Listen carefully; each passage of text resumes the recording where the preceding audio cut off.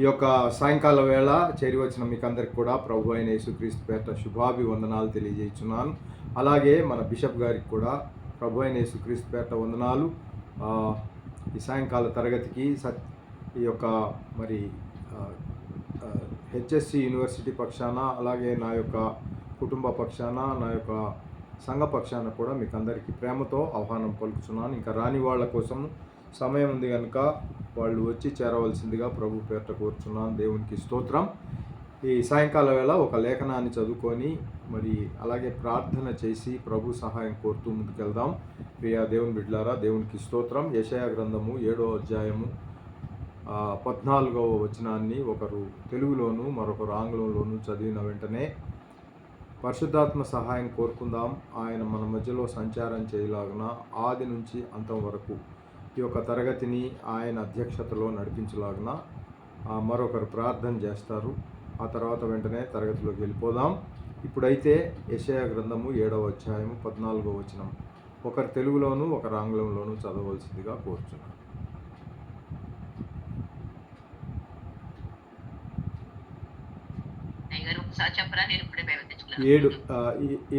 యెషయా గ్రంథము 7:14 7వ అధ్యాయము 14వ వచనం. The book of Isaiah 7th chapter 14th verse. యెషయా గ్రంథము 7వ అధ్యాయం 14వ వచనం చదువుకుందామండి. కాబట్టి ప్రభు తానే ఒక సూచన మీకు చూపును, ఆలకించుడి, కన్యక గర్భవతి కుమారుని కని అతనికి ఇమ్మానుయేలును పేరు పెట్టును. ఆమేన్. మంచిదండి. ఎవరైనా ఆంగ్లంలో చదువుతారా? బైబిల్ అక్కడే ఉంది. మంచిది, ఆంగ్లంలో చదువుదాం. దేవునికి స్తోత్రం. యెషయా గ్రంథము 7వ అధ్యాయము 14వ వచనాన్ని చదువుతున్నాను, చూడండి. Therefore the Lord himself will give you a sign. Behold, the virgin shall conceive and bear a son, and shall call his name Emmanuel. దేవునికి స్తోత్రం. ఒకరు ప్రార్థనలో నడిపించండి. స్తోత్రం స్తోత్రం స్తోత్రం. సర్వోన్నతుడ సర్వాధికారి మా ప్రియపరులకు తండ్రి, సాయంకాల సమయం ముందు నాయన ఈ బంగారు పాదములకు స్థుతులు స్తోత్రాలు స్తోత్రాలు స్తోత్రాలు నాయన తండ్రి ప్రభా. సాయంకాలం ఉదయకాలంలో మమ్మల్ని కాచి కాపాడు సంరక్షించి సాయంకాలం తరగతి చేయించండి. నీకు నాయన చేరి వచ్చిన బిడ్డలందరూ దీవించి ఆశీర్వదించండి నాయన. రానున్న బిడ్డలు కూడా ప్రభా కాలంలో జానే కృప దయచేయమని వేడుకొంచున్నాను ప్రభా. అయ్యా పాస్టర్ గారిని బహుగా దీవించి ఆశీర్వదించండి నాయన. ఈ పరలోక జ్ఞానంతో నింపమని వేడుకొంచున్నాను ప్రభా. అయ్యా ఈ దినమంత ప్రభా మా ఏ వాక్యాలు అయితే ప్రభా మాకు అవసరమైంది ప్రభా ఎరుగుపరచమని వేడుకొంచున్నాను ప్రభా. ఈ సన్నిధి మేము అనుభవించలాగిన సహాయం దయచేయమని జరగదు ఆది నుంచి అంతవరకు ప్రభా. అయ్యా మీరే నడిపించమని నీ ఆత్మతో మమ్మల్ని అందరూ నింపి ప్రభా. అయ్యా వాక్యం విని మా హృదయాలు బదిలిపరచుకోలేక సహాయం దయచేయమని ఈ సేత పరిశుద్ధ నామములను వేడుకొంచున్నాను తండ్రి. ఆమేన్. ఈ యొక్క లేఖనాన్ని చదివిన దీవెన సిస్టర్ గారికి, అలాగే ప్రార్థించిన మోపర్తి అహల్య సిస్టర్ గారికి కూడా ప్రభు అయిన యేసుక్రీస్తు పేరిట వందనాలు చెల్లిస్తున్నాను. మీకందరికీ కూడా మరొకసారి ఈ సాయంకాల వేళ శుభాభివందనాలు తెలియజేయచ్చు తరగతిలోకి మిమ్మల్ని ప్రేమతో ఆహ్వానం పలుకుచున్నాను. ప్రియ సంగమా, దేవుని బిడ్డలారా, కన్యక గర్భవతి అయి కుమారుని కను అనే ఆ లేఖన భాగము, చదవబడిన లేఖన భాగము క్రీస్తు పూర్వము 700 సంవత్సరములకు యెషయాకి ఆ యొక్క మరి ప్రకటన లేదా ఆ యొక్క సూచన ఇవ్వబడింది. అది ఎందుకు అనంటే ఆ యొక్క అహాజు రాజు నమ్మలేకపోతున్నాడు. ఆ అహాజు రాజు పైకి యుద్ధ సైన్యం వచ్చి పడింది. వాళ్ళ యుద్ధంలో తాను గెలుస్తానా లేదా అనే నమ్మకం కోల్పోయాడు. అహాజు రాజు అప్పుడు రాజ్యంలో చేస్తున్నాడు. కాబట్టి ఆయనకు నమ్మకం కుదరడానికి అలా ఏం జరగదు, మరి మీ పైకి వాళ్ళు వచ్చిన వాళ్ళు ఏమి విజయం సాధించరు అని చెప్పినప్పటికీ ఆయన ఎంతో హృదయంలో మరి భారం కలిగి ఉన్నప్పుడు, సరే నువ్వు నమ్మకపోతున్నావు కాబట్టి నమ్మడానికి ఏదైనా ఒక సూచన అడుగు అని ప్రభు తానే ఒక సూచన అడుగుమని అవకాశాన్ని మరి అహాజరాజుకి ఇచ్చినప్పుడు ఆ సూచన నేను అడగను అనేసి. పెద్దవాళ్ళు అడుగుమన్నప్పుడు అడగాలి కదండి. పెద్దవాళ్ళు అడుగుమంటే అడగాలి, అనకపోతే గమ్మున ఉండాలి. అంతేగాని అడుగుమన్నప్పుడు అడగకపోతే అప్పుడు ఇందాక చదివారు చూసారా సిస్టర్ గారు. కాబట్టి ప్రభువు తానే, ఈతను అడగట్లేదు గనక ఇక ప్రభువు తానే ఒక సూచన నీకు చూపుచున్నానని ఆయనే చూపిస్తున్నారు. ఏం చూపిస్తున్నారంటే కన్యక గర్భవతి అయి కుమారుని కని అతనికి పేరు కూడా ఏం పెడతారనేది 700 సంవత్సరముల పూర్వమే మన మరి ఆ ఆయన స్టైల్ అంటే ఆ స్టైల్లో ఏంటంటే అదే స్టైల్ను యెషయా గారు కూడా అలవరించుకుంటున్నారు. ఆయన కూడా 170 సంవత్సరాలకు ఆ రాబోయే వ్యక్తి ఒక రాజు వస్తాడు. ఆ రాజు మరి ఆయన పేరు ఇది అని చెప్పగలిగే స్తోమతకి ఎదిగిపోయారు. చూసారా ప్రియా దేవుని బిడ్డలారా? కాబట్టి ఇది అనాది సంకల్పం. దేవునికి స్తోత్రం. కన్యక గర్భాన జన్మించటలోని ఆవశ్యకతను మనము ఈ యొక్క సాయంకాల వేళ మనం గమనిద్దాం. కన్యక ఆ గర్భాన జన్మించవలసిన ఆవశ్యకత, the importance of virgin birth అనే విషయాన్ని మనం ధ్యానిద్దాం. 6 ప్రాముఖ్యమైన సంగతులను దీంట్లో మనం చర్చించుకుంటాము, ధ్యానిద్దాము ప్రియా దేవుని బిడ్డలారా. కాబట్టి యేసు కన్యకు జన్మించకపోతే కలిగే నష్టాలు ఏమైనా ఉన్నాయని చూస్తే అవి చాలా ఉన్నాయి. దాంట్లో కొన్ని 6ని మనం ధ్యానిద్దాము. రండి. 6 నష్టాలు ఒకవేళ యేసయ్య కన్య గర్భాన పుట్టకపోతే. మొదటిగా దైవవాక్యం అబద్ధం అవుతుంది. ఎందుచేతంటే దైవవాక్యము ఈ యొక్క యెషయా గ్రంథము 7:14లో ప్రకటింపబడిన కన్యక గర్భాన దేవుడు జన్మిస్తాడన్న విషయము మత్తయి సువార్త తన సువార్తలో ఎత్తి చూపిస్తున్నాడు. మత్తయి సువార్త 1:20లో దేవుని వాక్యము సర్వసత్యము, మరియా యోసేపులు ఏకము కాకమునిపే అని లేఖన భాగం మనకు సెలవిస్తూ ఉంది. పరిశుద్ధాత్మ ద్వారా గర్భవతి అయిందని మత్తయి సువార్త 1:18 వచనము, అలాగే 25 వచనంలో కూడా. అంతేకాకుండా ఆమెకు కుమారుడు పుట్టే వరకు ఆమెను మరి ఎరుగడు అని కూడా దేవుని వాక్యం సెలవిస్తుంది. దేవదూత మరియకు ప్రత్యక్షమై యేసు జన్మాన్ని ప్రకటించినప్పుడు మరియ కూడా నేను పురుషుణ్ణి ఎరగని దాననే అని భీతి చెందినట్లు ఈ లేఖన భాగాలన్నీ మనకు సుపరిచితమే ప్రియ దేవుని బిడ్డలారా. ఒకవేళ ఈ యొక్క కన్య మరియకు పుట్టకపోతే లేదా కన్యకు జన్మించకపోతే దైవవాక్యం అబద్ధం అవుతుంది. అంటే ఆ ప్రకటన ఏదైతే ప్రవచనం పలకబడిందో ఆ ప్రవచనము అబద్ధంగా అవుతుంది. ప్రవచన నెరవేర్పు కొరకు అలా జరిగింది ప్రియ దేవుని బిడ్డలారా. రెండవది, దేవుడు అబద్ధికుడే అయిపోతాడు. ఒకవేళ ఆ యొక్క కన్యకు కనుక పుట్టకపోతే. దేవుడు ఆదాము అవ్వలు పాపం చేసినప్పుడు ఒక విషయాన్ని మనం గమనిస్తాం. పాపము చేయనంత వరకు బాగానే ఉన్నారు, వాళ్ళు సంచరిస్తూ ఉన్నారు, ప్రభుతోనే ఉన్నారు. కానీ ఎప్పుడైతే పాపము సంతరించుకుందో అప్పుడు దేవుడు కఠినంగా ఒక మాట చెబుతాడు. ఎవరికి? సర్పానికి.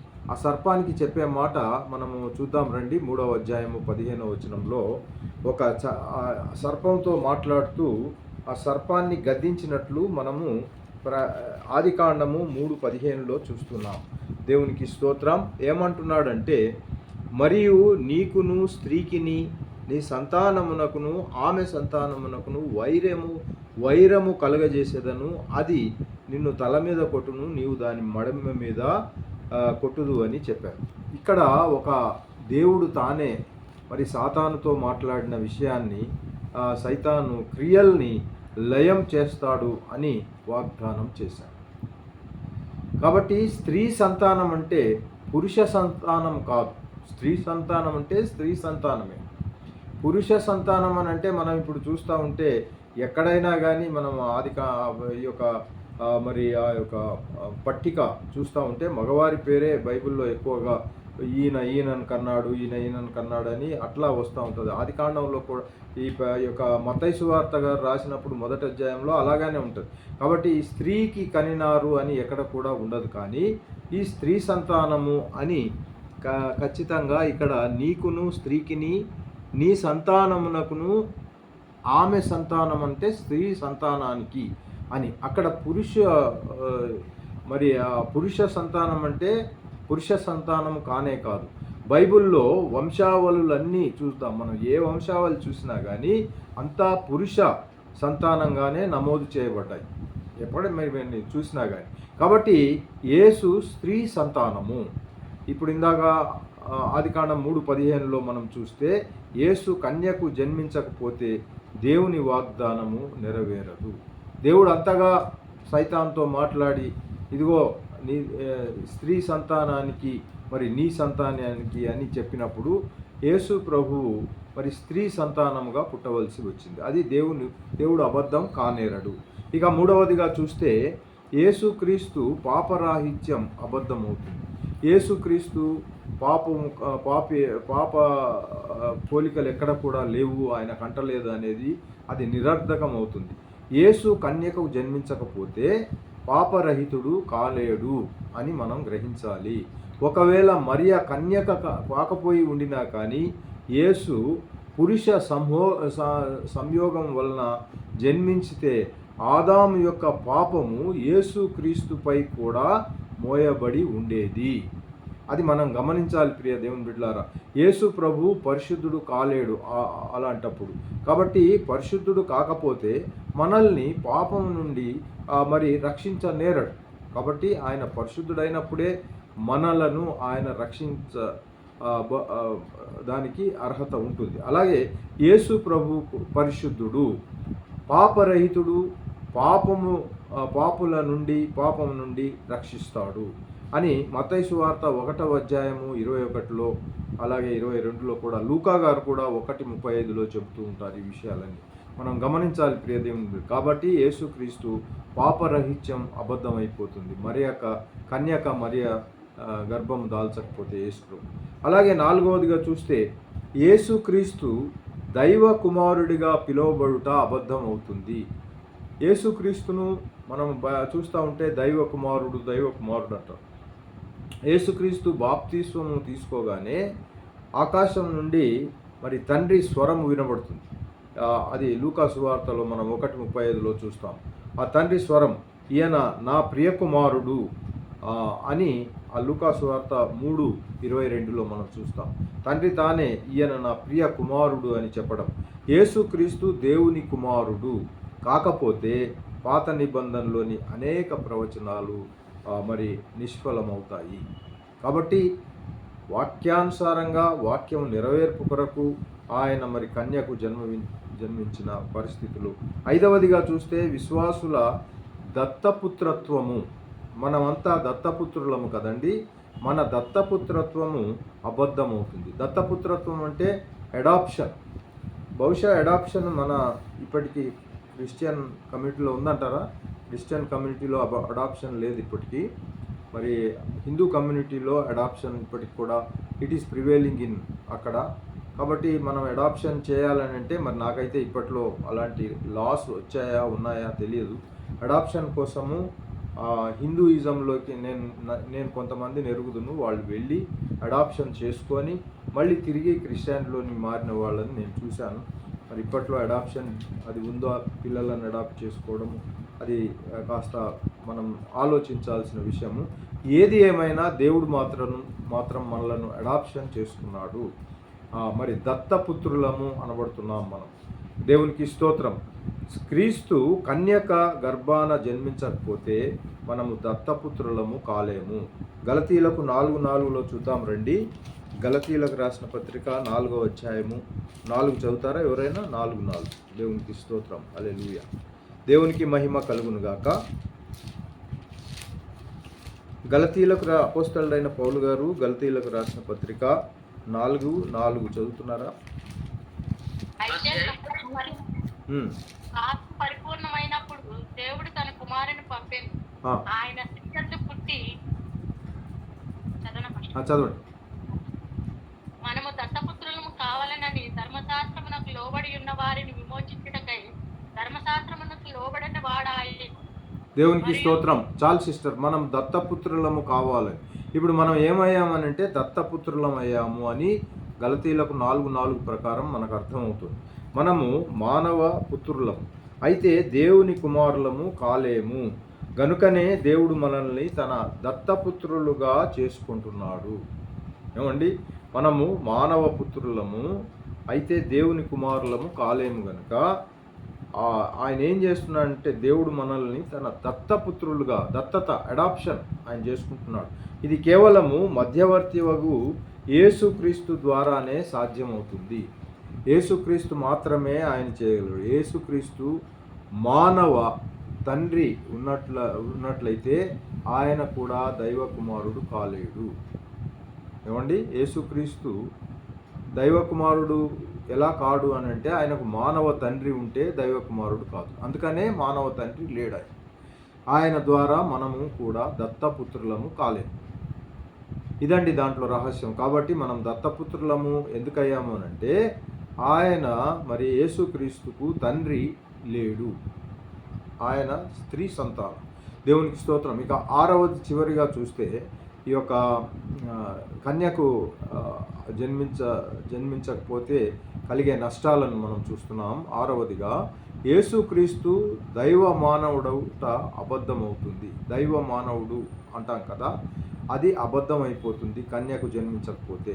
చూడండి, యేసు ప్రభు సమగ్రంగా మానవుడు, అదే సమయంలో పరిపూర్ణంగా కూడా దేవుడు. 2 కలయికలతో యేసు ప్రభు గారు ఉన్నారు. యేసుక్రీస్తులోని మానవత్వం సమగ్రమైంది. ఏమండి, దైవత్వం కూడా పరిపూర్ణంగా ఉంది ఆయనలో. ఆ 2 కూడా కలయికతో ఆయన ఉన్నారు. యేసుక్రీస్తు కన్యకు కాకుండా మానవ తండ్రి సహాయంతో అంటే సంయోగంతో ఆ యొక్క జన్మిస్తే ఆయనలో దైవత్వము ఉండదు, మానవత్వమే ఉంటుంది మనలాగా. అందుకని దైవత్వము ఉండదు, కేవలము మనిషి మాత్రమే అవుతాడు. స్త్రీ గర్భములో కాకుండా వేరే విధంగా, అంటే ఇప్పుడు మామూలుగా స్త్రీ గర్భం కాకుండా ఇంకా మరొక విధంగా ఏదో విధంగా మరి లోకానికి వస్తే అలాగా కూడా మానవుడు కాలేడు. ఈ గర్భం కాకుండా గర్భాన్ని అటు పక్క పెట్టేసి ఏదో ఎక్కడి నుంచో వచ్చేసాడు, అక్కడ ఉన్నాడు లేదా పుట్టాడు, అదంతా కూడా కాదు.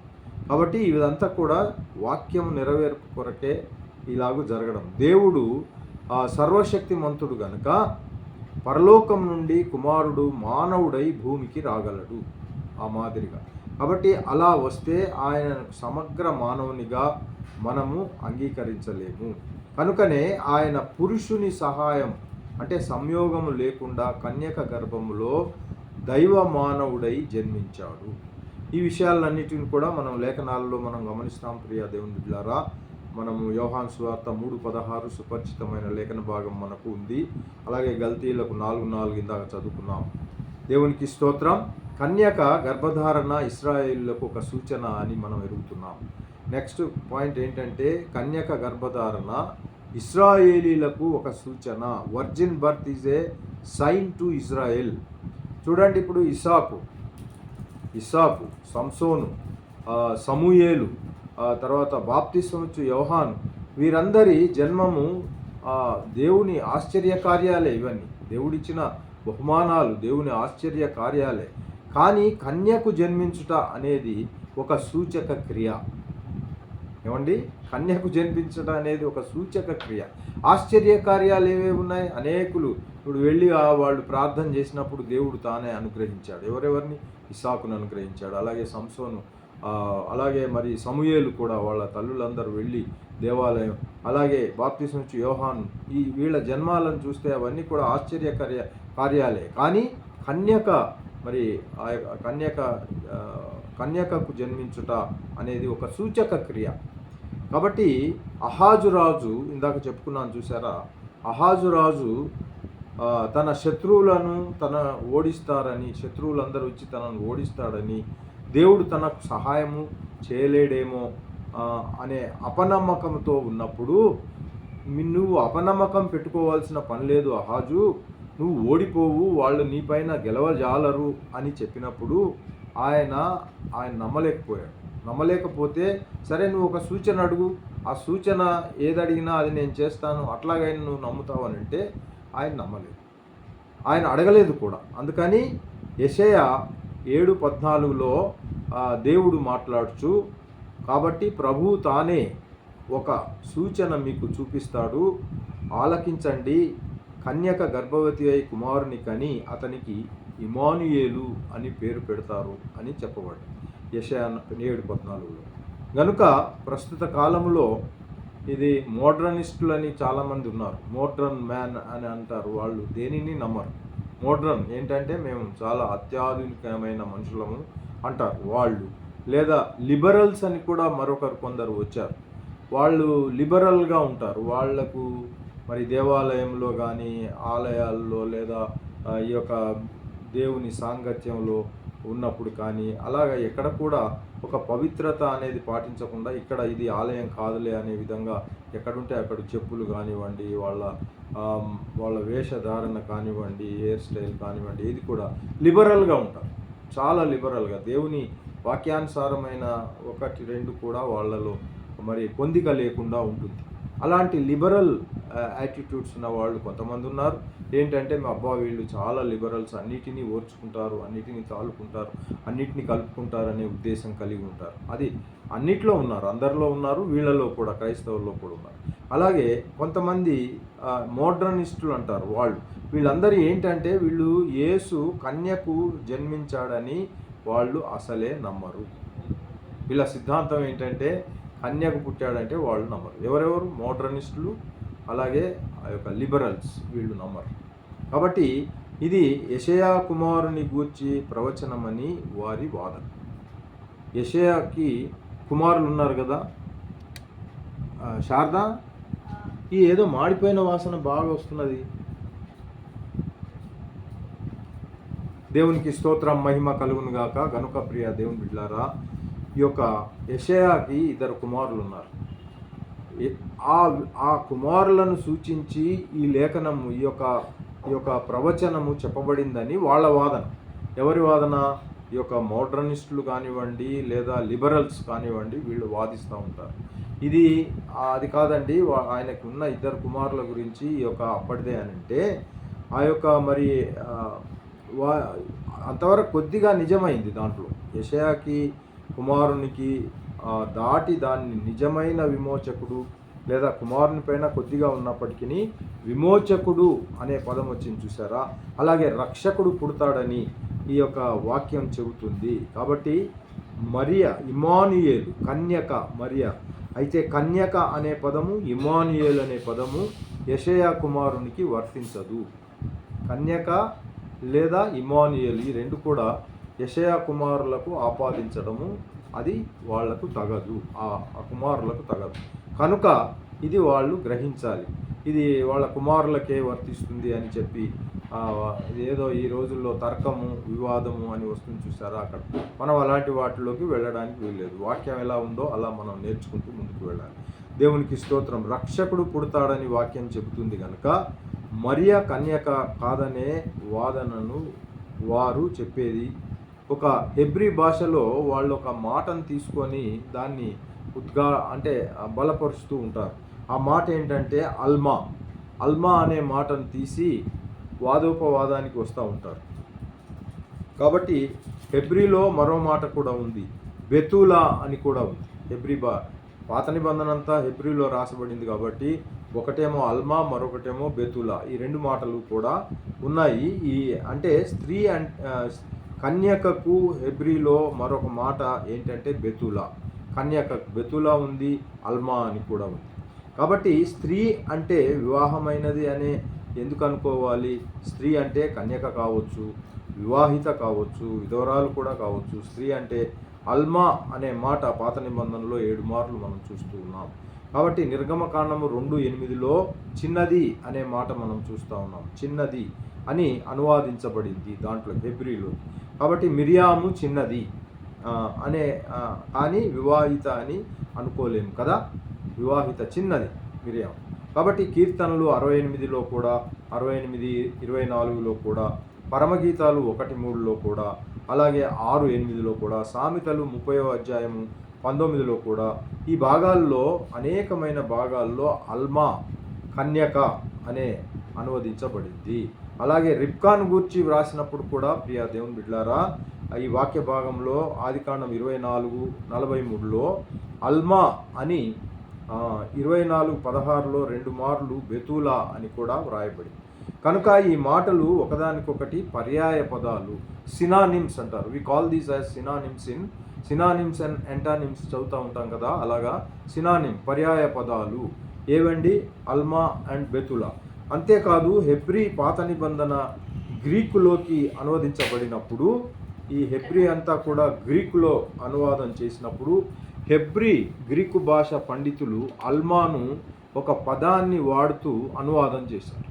హెబ్రీలో నుంచి గ్రీక్కు కన్వర్ట్ చేసేటప్పుడు లేదా అనువాదం చేసేటప్పుడు ఈ అల్మాను ఎలా వాళ్ళు అనువాదం చేశారు అని అంటే పార్థనోస్ అని అనువాదం చేశారు. పార్థనోస్ అంటే PARTHENOS అని అనువదించారు. ఆ మాటకు అర్థం ఏమిటంటే కన్యక పార్థనోస్.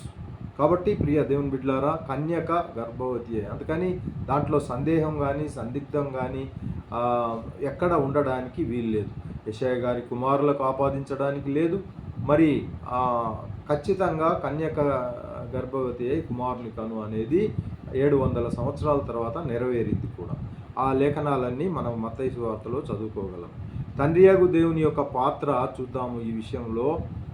కుమారుడు శరీర ధారణలో త్రిత్వం యొక్క పాత్ర ఎలా ఉంది అనేది ఒకసారి తండ్రి గారిని చూస్తే role of triune God in incarnation.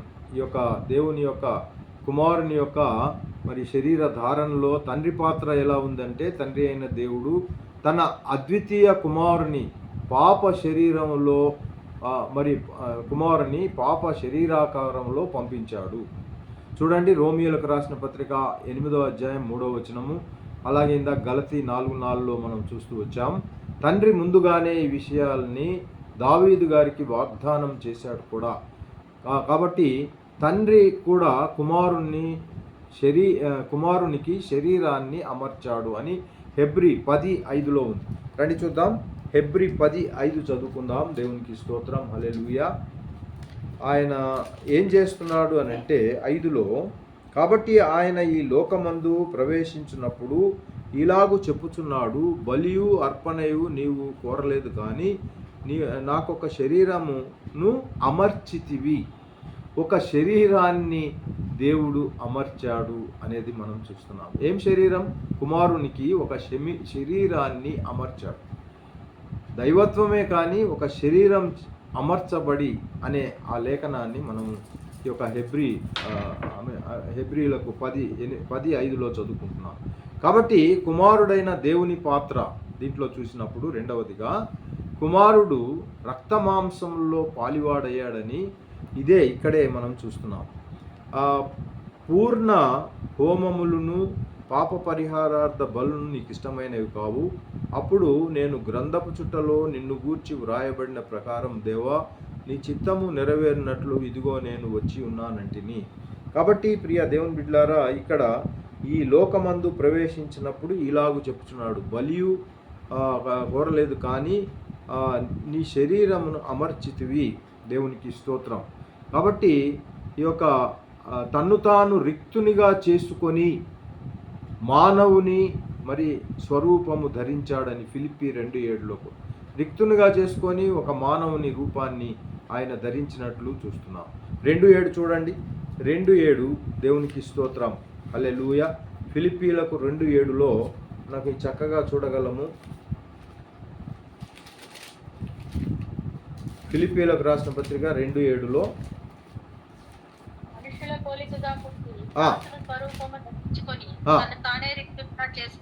తన్ను తానే రిక్తునిగా చేసుకుంటున్నాడు.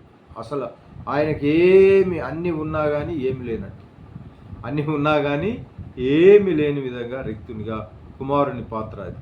అలాగే పరిశుద్ధాత్మ దేవుని పాత్ర ఏమిటి అనంటే, పరిశుద్ధాత్మ వలన మరియా గర్భవతి అయింది. అంతే కదండి, పరిశుద్ధాత్మ వలన మరియా గర్భవతి అయింది. పరిశుద్ధాత్మ మరియను కమ్ముకొనెను, ఆవరించెను అని చూస్తాం. అనగా పిండము గర్భములో రూపొందించబడుటకై ఆ బీజము అంటారు చూసారా, ఆంగ్లంలో జైగోట్ అంటారా, ZYGOT, అది పరిశుద్ధాత్మ మరియను కమ్ముకొని ఆమెలో నాటినాడు అని దాని అర్థం. మత్తయి సువార్త 1:20 చూద్దాం రండి. ఈ లేఖనాలను మనం చదివితే మనకు చక్కగా బోధపడుతుంది. 1:20లో ఈ మాదిరిగా ఉంది. స్తోత్రం. అతడుగా ఈ సంగతులను గురించి ఆలోచించుకొనిచుండగా ఇదిగో తన స్వప్నమందు అతనికి ప్రత్యక్షమై, దావీదు కుమారుడైన యోసేపు నీ భార్య మరియను చేర్చుకొనుటకు భయపడకుము, ఆమె గర్భము ధరించినది పరిశుద్ధాత్మ వలన కలిగినది, పరిశుద్ధాత్మ, చాలు సిస్టర్, పరిశుద్ధాత్మ వలన కలిగినది. గర్భం ఎలా అయింది అని అంటే పరిశుద్ధాత్మ వలన కలిగినది అని మనము గ్రహించాలి. ఇక దాన్ని మనము సైంటిఫిక్గా ల్యాబ్లో కానివ్వండి, ఇంకా మనము డీప్ స్టడీ చేసినప్పుడు దాన్ని ఏమంటారంటే జైగాట్ అంటారు. ఆ బీజం పడితే కానీ మరి ఆ పిండం రాదు అనేది జైగాట్. అది ఎట్లా తయారైందని వాదోపవాదాలు అడిగేవాళ్ళు, కొంతమంది ప్రశ్నలు అడిగేవాళ్ళు ఉన్నప్పుడు అది పరిశుద్ధాత్మ మరియను కమ్ముకొని ఆమెలో ఆ యొక్క బీజం నాటడం జరిగింది.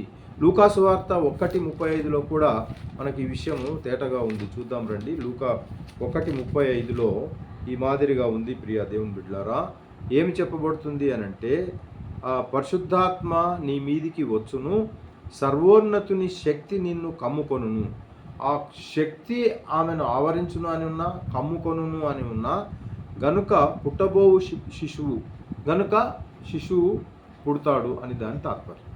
దేవునికి స్తోత్రం. పరిశుద్ధాత్మ పాత్ర అమాత్రంగా. అందుకని మనం కుమారుని శరీరధారణలో త్రిత్వము యొక్క పాత్ర కూడా మనం చూస్తున్నాం. తండ్రి పాత్ర చూసాం, కుమారుడైన యేసుక్రీస్తు పాత్ర చూస్తున్నాం, పరిశుద్ధాత్మ పాత్ర కూడా చూసాం.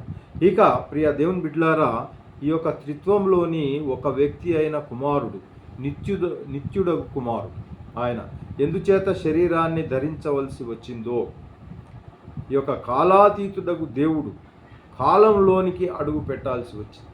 కాలం అనేది ఆయనకి ఏమి ఉండదు, అయినప్పటికీ కాలంలో అడుగు పెట్టాల్సిన పరిస్థితి ఏర్పడింది. దానికి చాలా కారణాలు ఉన్నాయి. ఎందుకు అలా చేశాడు? ఆయన కాలాతీతుడైన మనిషి కనుక, కాలాతీతమైన ఆ యొక్క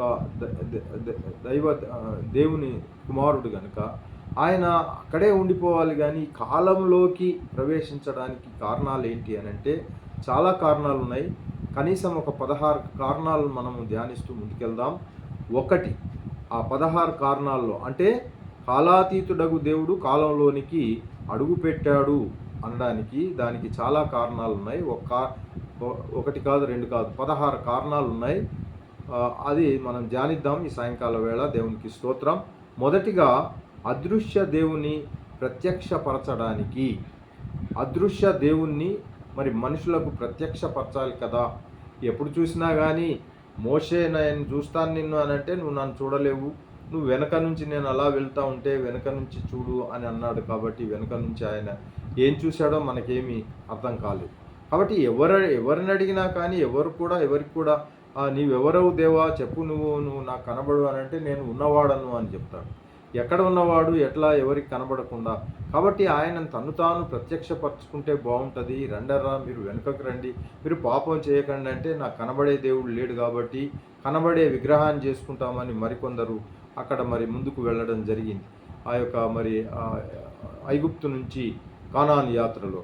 కాబట్టి ప్రియ దేవుని బిడ్డలారా, కనబడకపోవడం ఇది మేజర్ కారణం కనుక నేను కనబడితే బాగుంటుందనే ఉద్దేశంతో దేవుణ్ణి ఎవరు చూడలేదు కనుక చూచి ఏ నరుడు బ్రతకజాలడు అని కూడా 1 యోహాను 4:12 ఉంది. అలాగే 1 తిమోతి 6:16 కూడా, 1 యోహాను 4:12 అలాగే 1 తిమోతి 6:16 ఎవ్వరు కూడా దేవుణ్ణి చూచి బ్రతకజాలడు అనేదే ఉంది కనుక దేవుడు తనను తాను మానవులకు ప్రత్యక్షపరచుకోవడానికి తన కుమారునికి ఒక శరీరాన్ని ధరించి శరీరధారిగా ఈ భూలోకానికి పంపించాడు.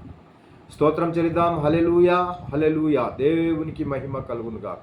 ఆ మాదిరిగా క్రీస్తు ప్రభువును ఎవరు చూస్తున్నారో వారు పరమ తండ్రిని చూసినట్లే అని మనకు భావించాలి. ఆ 1వ శతాబ్దంలో ఉన్న వాళ్ళందరూ స్వయాన దేవుణ్ణే చూడగలిగారు. దేవునికి స్తోత్రం. యేసుక్రీస్తు అదృశ్య దేవుని స్వరూపి. కాబట్టి యేసుక్రీస్తు జీవితాన్ని మనము గ్రహించినప్పుడు, ఆయన బోధలు అర్థం చేసుకున్నప్పుడు, ఆయన క్రియల గురించి తెలుసుకున్నప్పుడు మనము ఆయన్ని దేవుడని తెలుసుకుంటున్నాము. దేవునికి స్తోత్రం. అదృశ్య స్వరూపియగు దేవుడు దృశ్యమగుటకు, అదృశ్యము ఎప్పుడు కూడా అదృశ్యమైన దేవుడు దృశ్యము అంటే కనిపించుటకు శరీరాన్ని ధరించుకొనవలసి వచ్చింది అని లేఖనాలు ఘోషిస్తున్నాయి. దేవునికి స్తోత్రం. చూడండి, యోహాను సువార్త 1:18 మనం చూచినప్పుడు, యోహాను 1:18 చూసినప్పుడు ప్రియ దేవుని బిడ్డలారా ఈ మాదిరిగా ఉంది. ఎవడును ఎప్పుడునూ దేవుడిని చూడలేదు, కానీ తండ్రి రొమ్మున కూర్చున్న అద్వితీయ కుమారుడే ఆయనను బయలుపరిచెను. కాబట్టి అద్వితీయ కుమారుడు ఆయనను బయలుపరచుటకు భూలోకానికి వచ్చాడు. ఎవరైతే కుమారుని చూస్తున్నారో ఆయన తండ్రిని చూచినట్లే. అలాగే 14:7లో కూడా, ఈ యోహాను సువార్త 14:7లో కూడా మనకు చక్కగా మనకు వివరణ లభిస్తుంది. దేవునికి స్తోత్రం. మీరు నన్ను ఎరిగి ఉంటే నా తండ్రిని ఎరిగి ఉందురు. క్రీస్తును ఎరిగి ఉంటే తండ్రిని ఎరిగినట్లే ఇప్పటి నుండి మీరు ఆయనను ఎరుగుదురు, ఆయనను చూచి ఉన్నారని చెప్పాను. కాబట్టి కుమారుణ్ణి చూచినప్పుడు తండ్రిని చూచినట్లే. ఆ భావన దీంట్లో ఇమిడి ఉన్నది. అదృశ్య దేవుని ప్రత్యక్షపరచబడడానికి ఈ యొక్క మరి కాలాతీతుడైన దేవుడు కాలంలోనికి ప్రవేశించాల్సిన వచ్చిన కారణాలలో మొట్టమొదటి అదృశ్య దేవుని ప్రత్యక్షపరచబడడానికి ఈ యొక్క మరి ఆయన కాలములో ఆయన అడుగు పెట్టవలసి వచ్చింది. రెండవదిగా చూస్తే పాప క్షమాపణ నిమిత్తము రక్తము చిందించడానికి. పాప క్షమాపణ చేయాలి అని అంటే రక్తము చిందించబడాలి అని దేవుని వాక్యం చెప్తుంది. దేవుడు ఆత్మ. యోహాను సువార్త 4:24లో దేవునికి రక్తమాంసాలు లేనే లేవు, ఆత్మకు మాంసము ఎముకలు ఉండవు. ఏమండి? ఆత్మకు మాంసము ఎముకలు ఆత్మకు ఉంటాయా? అస్సలే ఉండవు. కాబట్టి లూకాసు వార్త 24:39లో ఆ విషయాన్ని మనం గ్రహిస్తాం. ఆత్మకి ఏముంటాయండి? ఆత్మకు ఆత్మ ఉంటుంది కానీ మాంసము ఎముకలు కూడా ఉండవు. కాబట్టి దానికి మాంసం లేదు కనుక రక్తం కూడా లేదు. రక్త ప్రోక్షణ జరగకుండా పాప క్షమాపణ జరగదు. రక్త ప్రోక్షణ జరగాలని లేవికాండంలో మనం చదువుతున్నాం కదా, 17వ అధ్యాయం సుపరిచితమైన లేఖన భాగం మనకు 11వ వచనంలో రక్త ప్రోక్షణ జరగాలి అని దేవుడు స్వయాన ఆయనే ఆ విషయాలను లిఖింపజేసి ఉన్నాడు గనక ఇప్పుడు రక్త ప్రోక్షణ జరగాల్సిందే. ఆయనే రాసిన దాన్ని the word cannot contradict with in it self. అంటే బైబిల్లో ఎక్కడ కూడా ఒకసారి ఒక చోట చెప్పబడినది మరొక చోట దానికి విరుద్ధ భావం ఎక్కడ కూడా కనబడదు. ఒకసారి రక్త ప్రోక్షణ జరగాల్సిందే అని అంటే జరగాల్సిందే. మరి దానికి ఎలా జరగాలి, ఏం జరగాలి అదంతా తర్వాత చూసుకోవాలి. కాబట్టి లేవికాండం 17:11లో, అలాగే హెబ్రీయులకు 9:22లో, 1 పేతురు 1:19లో కూడా ఈ రక్త ప్రోక్షణ మరి దేవుని వాగ్దానము మరి ఆ యొక్క జరగకుండా, దేవుని రక్త ప్రోక్షణ జరగకుండా పాప క్షమాపణ జరగదని దేవుని వాక్యం నిర్ద్వందంగా చెబుతుంది ఈ లేఖన భాగాల్లో. ఏ లేఖన భాగాల్లో? లేవీయులకు 17:11, అలాగే హెబ్రీయులకు 9:22, 1 పేతురు 1:19లో చక్కగా ఈ వివరాలను మరి పొందుపరిచారు పరిశుద్ధాత్మ దేవుడు బైబిల్లో. కాబట్టి జంతువుల రక్తం ఇప్పుడు ఉంది. దేవుడు అనేక చోట్ల చూస్తే జంతువుల రక్తం మనకు శాశ్వతమైన శుద్ధిని కలగజేయలేదు, జంతువుల రక్తం. కాబట్టి కారణం ఏంటనుకుంటున్నారు? హలో, కారణం వాటికి ఆత్మ లేదు. వాటికి ఆత్మ లేదు గనక అవి మనకు శాశ్వతమైన శుద్ధిని కలగనివ్వవు. అలాగే మానవునికి ఆత్మ ఉంది. మానవునికి ఒక ఆత్మ అనేది ఉంది కానీ మానవుని రక్తము మానవుని పాపాన్ని రూపుమాపలేదు. ఆత్మ ఉన్నప్పటికీ ఇంకొక మానవుని రూపుమాపడానికి అది యోగ్యపడదు. కారణం ఏంటంటారు?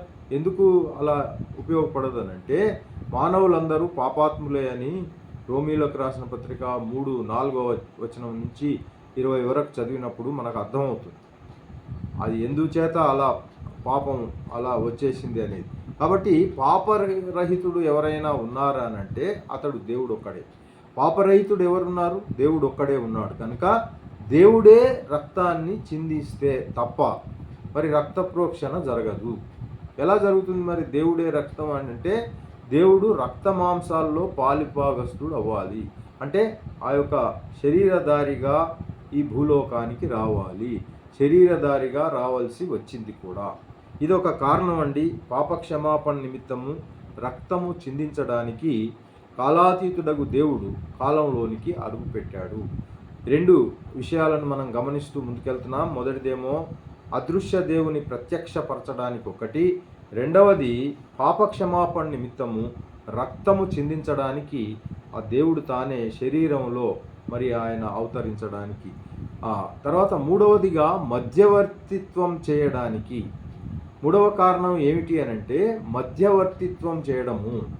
చూడండి, వివాదంలో ఎవరు ఇద్దరు తగువ పెట్టుకుంటా ఉంటే వారిని సమాధానపరచడానికి ఎవరు అవసరం అవుతారు?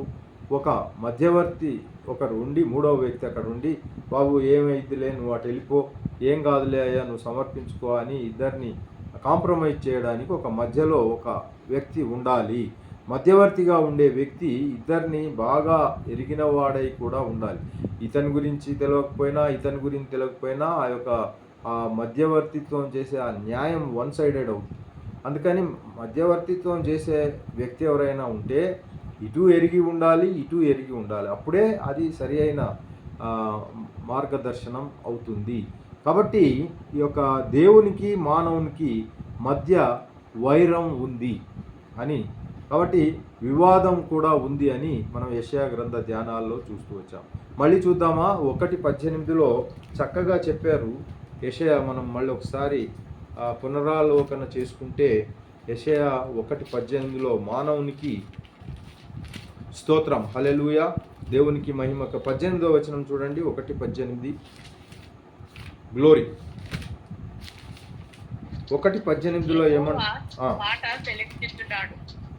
ఆయన వివాదము తీర్చుకుందాము.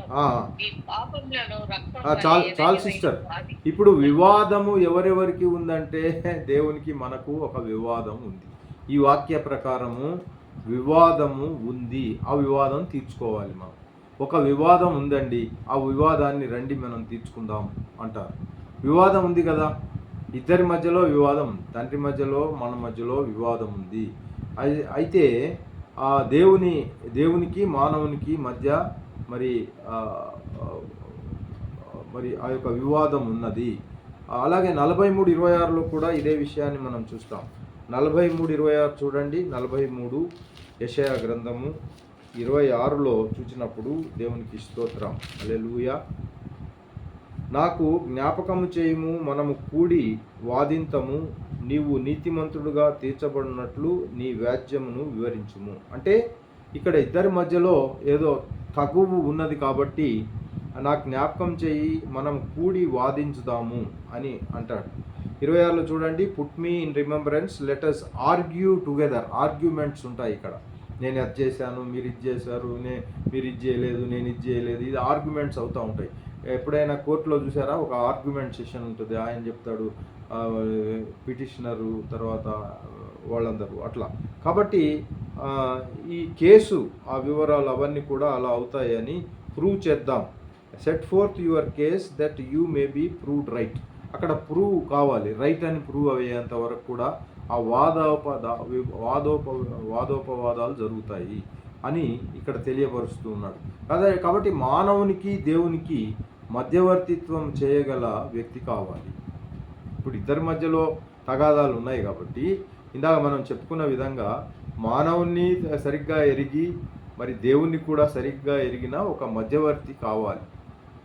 అవుననేవారు ఆమెన్ చెప్తారా? ఆమెన్, హల్లెలూయా, దేవునికి స్తోత్రం. ఇద్దరి విషయాలు తెలవాలి కదా. ఆ విషయాలు, దేవుని విషయం తెలిసి ఉండాలి, మానవుల విషయం తెలిసి ఉన్న ఒక మధ్యవర్తి అయినప్పుడే, ఇదిగో ఇప్పుడు మనం తగాదాలు ఉన్నాయని యెషయా 1:18 మనం చూసాం కదా. ఆ తగాదా మరి మనము వాదోపవాదాలు చేసుకుందాము రెండని కూడా మనం చదువుతూ వచ్చామే. కాబట్టి ఈ వాదోపవాదాలు 43:26 ప్రకారము జరగాలి అంటే ఒక మధ్యవర్తి కూర్చొని ఆ వాదమును తీర్చాలి. ఆ మధ్యవర్తికి కావాల్సిన లక్షణాలు, గుణ లక్షణాలు ఏంటంటే ఆ యొక్క దేవుని యొక్క గురించి తెలిసి ఉండాలి. అలాగే ఈ మానవులకు దేవునికి కాబట్టి మానవుల గురించి కూడా తెలిసి ఉన్న వ్యక్తి కావాలి. అయితే తన పైన ఈ యొక్క దేవుని పైన అలాగే తన పైన చేయి నుంచదగిన వ్యక్తి ఉండాలని మనిషి కోరుకుంటున్నాడు. యోబు 9:33. అదే సమయంలో దేవుడు కూడా ఏం కోరుకుంటున్నాడనంటే, దేవునికి కూడా ఒక కోరిక ఈ విషయంలో ఉందండి. ఆయన ఏం కోరుకుంటున్నాడంటే దేవుడు కూడా ఒక మధ్యవర్తిగా ఉండాలి అని వాంఛిస్తున్నాడని దేవుని వాక్యం. అదే 59:16 చూడండి. యెషయా గ్రంథం 59:16లో ఏముంటుంది అని అంటే, దేవునికి స్తోత్రం, సంరక్షకుడు లేకపోవుట ఆయన చూచెను. అంతేనండి, సంరక్షకుడు లేకపోవుట ఆయన చూశాను. అంతేకాకుండా మధ్యవర్తి లేకుండుట చూచి ఆశ్చర్యపడాను. ఒక మధ్యవర్తి ఈ వివాదాన్ని పరిష్కరించడానికి లేదేంటి? కాబట్టి ఆయన బాహు ఆయనకు సహాయము చేశాను, ఆయన నీతియే ఆయనకు ఆధారపడను. ఇక్కడ ఏమిటి అని అంటే, ఆయన తను తానే ఒక మధ్యవర్తిత్వం చేయాలని ఆయన కోరిక కలిగి ఉన్నట్లు ఈ లేఖనంలో మనం చూస్తున్నాం. దేవుడు తానే మధ్యవర్తిత్వం చేయాలని దేవునికి కోరిక ఉంది. యోబు గారు తలంచినప్పుడు తనపై చేయి నుంచదగిన వ్యక్తి ఉండాలని మరి యోబు గారు కూడా కోరుకుంటున్నారు. ఎక్కడ 9:33లో. కాబట్టి అదే సమయంలో దేవుడు కూడా మధ్యవర్తిగా ఉండాలని యెషయా 59:16లో ఆ మధ్యవర్తి దేవుడై ఉండాలి.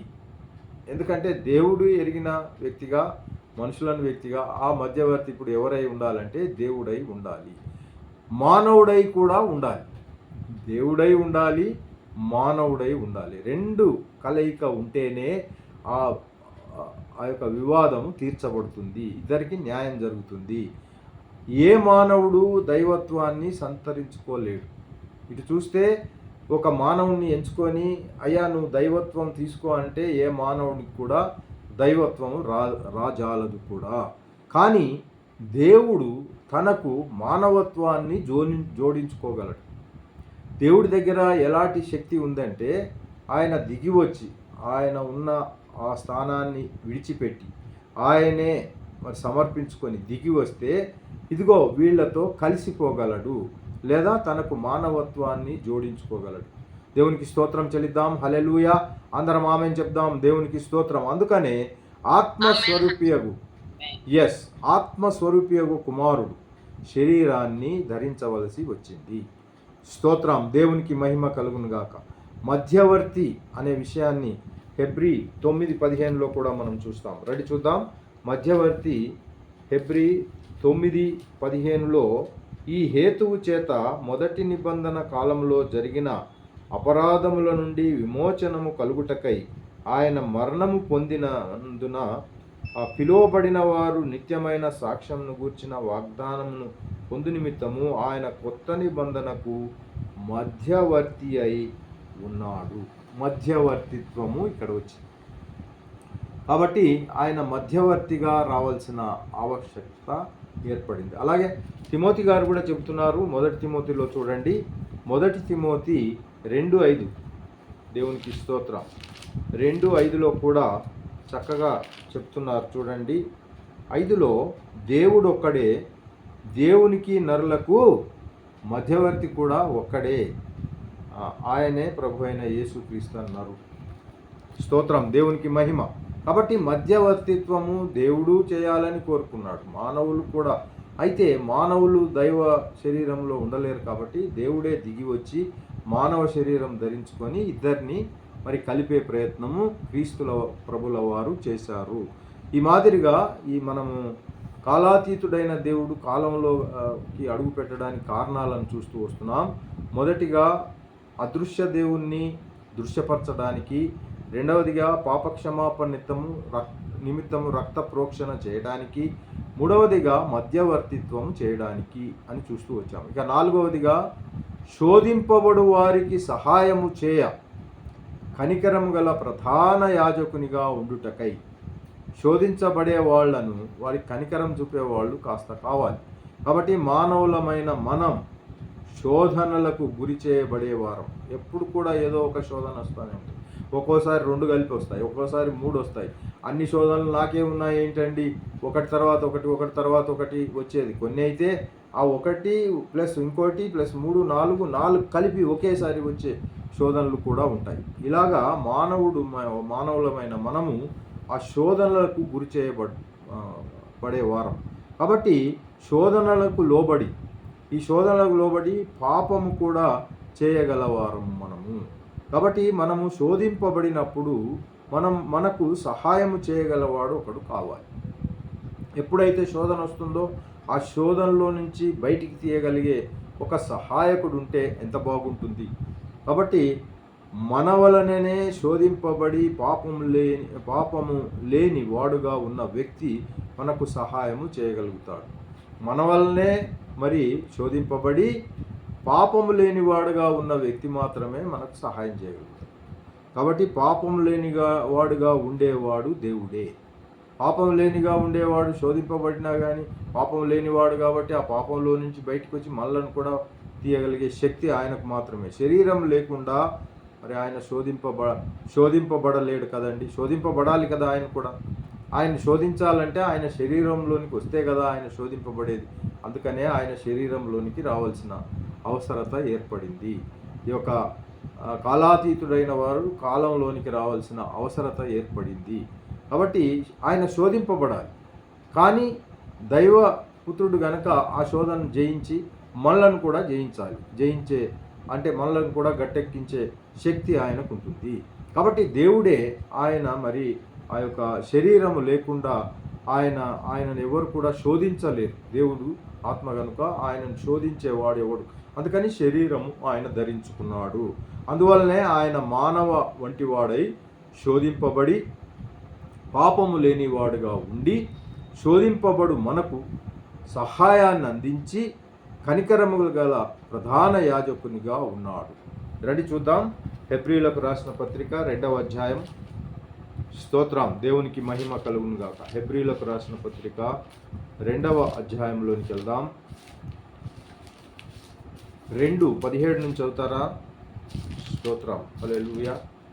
17 నుంచి ఏమి చెబుతున్నారు అనంటే, కావున ప్రజల పాపములకు పరిహారము కలుగజేయుటకై దేవుని సంబంధమైన కార్యములలో కనికరమును నమ్మకమును గల ప్రధాన యాజకుడకు నిమిత్తము అన్ని విషయములలో ఆయన తన సహోదరుల వంటి వాడు కావలసి వచ్చెను. కాబట్టి అలాగా ఆయన మరి శోధింపబడులాగున ఒక శరీరము ధరించుకోవడం మూలాన శోధింపబడుచున్న మనకు ఆయన సహాయకుడు అవుతున్నాడు, లేదా ప్రధాన యాజకుడుగా అవుతున్నాడు. దేవుని నామమునకు స్తోత్రం. ఇక 5వ కారణము ఏమిటి అనంటే, ఆయన రావడానికి మరణము జయించుట కొరకు. మరణం అలాగే ఉండిపోయింది కనుక మరణాన్ని ఒకరు వచ్చి జయించాలి. మానవుడు పాపం చేసి ఆ మరణానికి లోనైనాడు. పాపం చేయకుండా ఉంటే ఎప్పటికీ కూడా మీరు ఈ భూమిని లోపరుచుకొని దీన్ని ఏలండి అని చెప్తే ఎంత యుగాలో ఎంత సమయమో అలా గడిచిపోతూ ఉన్న సమయంలో ఒక పాపము సంతరించుకోవడం మూలాన మరణం కూడా చోటు చేసుకుంది. గనుక ప్రియ దేవుని బిడ్డలారా, మానవుడు పాపం చేసి మరణాన్ని కొని తెచ్చుకున్నాడు, లోబడ్డాడు. మరణ భయం చే జీవిస్తూ ఉన్నాడు. ఎప్పుడు చచ్చిపోతామో తెలియదు కదా. ఈ రాత్రికి ఏమవుద్దో తెలియదు, రేపు పొద్దున్న ఏమవుద్దో తెలియదు. ఆ మరణ భయం అయితే ఉంటుంది. వెళ్తున్నాం కానీ మళ్ళీ తిరిగి వస్తామా రామా అనేదే. అన్ని కాలగతులన్నీ ఆయన చేతిలో ఉన్నాయి. ఆయన ఎప్పుడు రమ్మంటే అప్పుడు వెళ్ళాలి. మన చేతిలో మాత్రం ఇదిగో వస్తున్నానని కానీ ఇంకా కొన్నాళ్ళు నన్ను ఉంచు అని అడగడానికి కానీ లేదు. ఆయన చిత్తం. కాబట్టి ప్రియ దేవుని బిడ్డలారా, మనిషి మరణాన్ని జయించలేడు. ఇదిగో నేను మరణం జయించాను నేను చెప్పడానికి లేదు. కాబట్టి మానవుడు మరణం నుండి, మరణం యొక్క అధికారం నుండి, మరణం యొక్క బలం నుండి విడిపించబడాలి కదా. అయితే ఆ విడుదల ప్రసాదించగలిగిన వాడు దేవుడే. ఆ విడుదల ఎలా అని అంటే దేవుడే ప్రసాదించాలి. మరణాన్ని ఓడించి, అంటే ఒక వ్యక్తి మరణాన్ని జయించి మరణించి మరి జయశీలునిగా తిరిగి బ్రతికి అప్పుడు బ్రతికినప్పుడు మరణం ఓడిపోతుంది. చూసారా? కాబట్టి ఆయన మరి ఒక వ్యక్తి మరణించాలి, మళ్ళీ తిరిగి లేవాలి. అప్పుడు ఆ మరణము ఓడించబడుతుంది. ఆ పని దేవునికే సాధ్యం అవుతుంది. మానవులు ఎవరు కూడా, ఎవరిని మనం అనుకున్నా కానీ ఈ మానవుడు ఇలాగా చనిపోయి తిరిగి లేచాడని ఎవ్వరికి వర్తించదు. కానీ యేసు ప్రభు ఒక్కరికే అది వర్తిస్తుంది. ఎందుకంటే ఆయన నిత్య జీవము కలవాడు. శరీరం లేకుండా మరి మరణించుట సాధ్యమవుతుందా? హలో, ఉన్నారా అందరు నాతో పాటు? శరీరం లేకుండా మరణించడము సాధ్యం అవుతుందా? అవ్వదు. చాలా చాలా గట్టి నిజంగా చెప్పారు. Great applause to you. కాబట్టి శరీరం ఉంటే కదా అది మరణం అవడానికి అవకాశం కలిగేది. కాబట్టి శరీరం లేకుండా మరణించుట అసాధ్యము. గనుకనే ఆ కారణం చేత ఏమనగా ఎందుకు మరి అలాగా మరి ఆ యొక్క శరీరం లేకుండా మరణించుట ఎందుకు అసాధ్యం అనంటే ఎందుకంటే ఆత్మకు మరణం లేదు. ఎందుకంటే ఆత్మకు మరణం లేదు. కనుకే కుమారుడు దేవుని శరీరాన్ని ధరించవలసి వచ్చింది.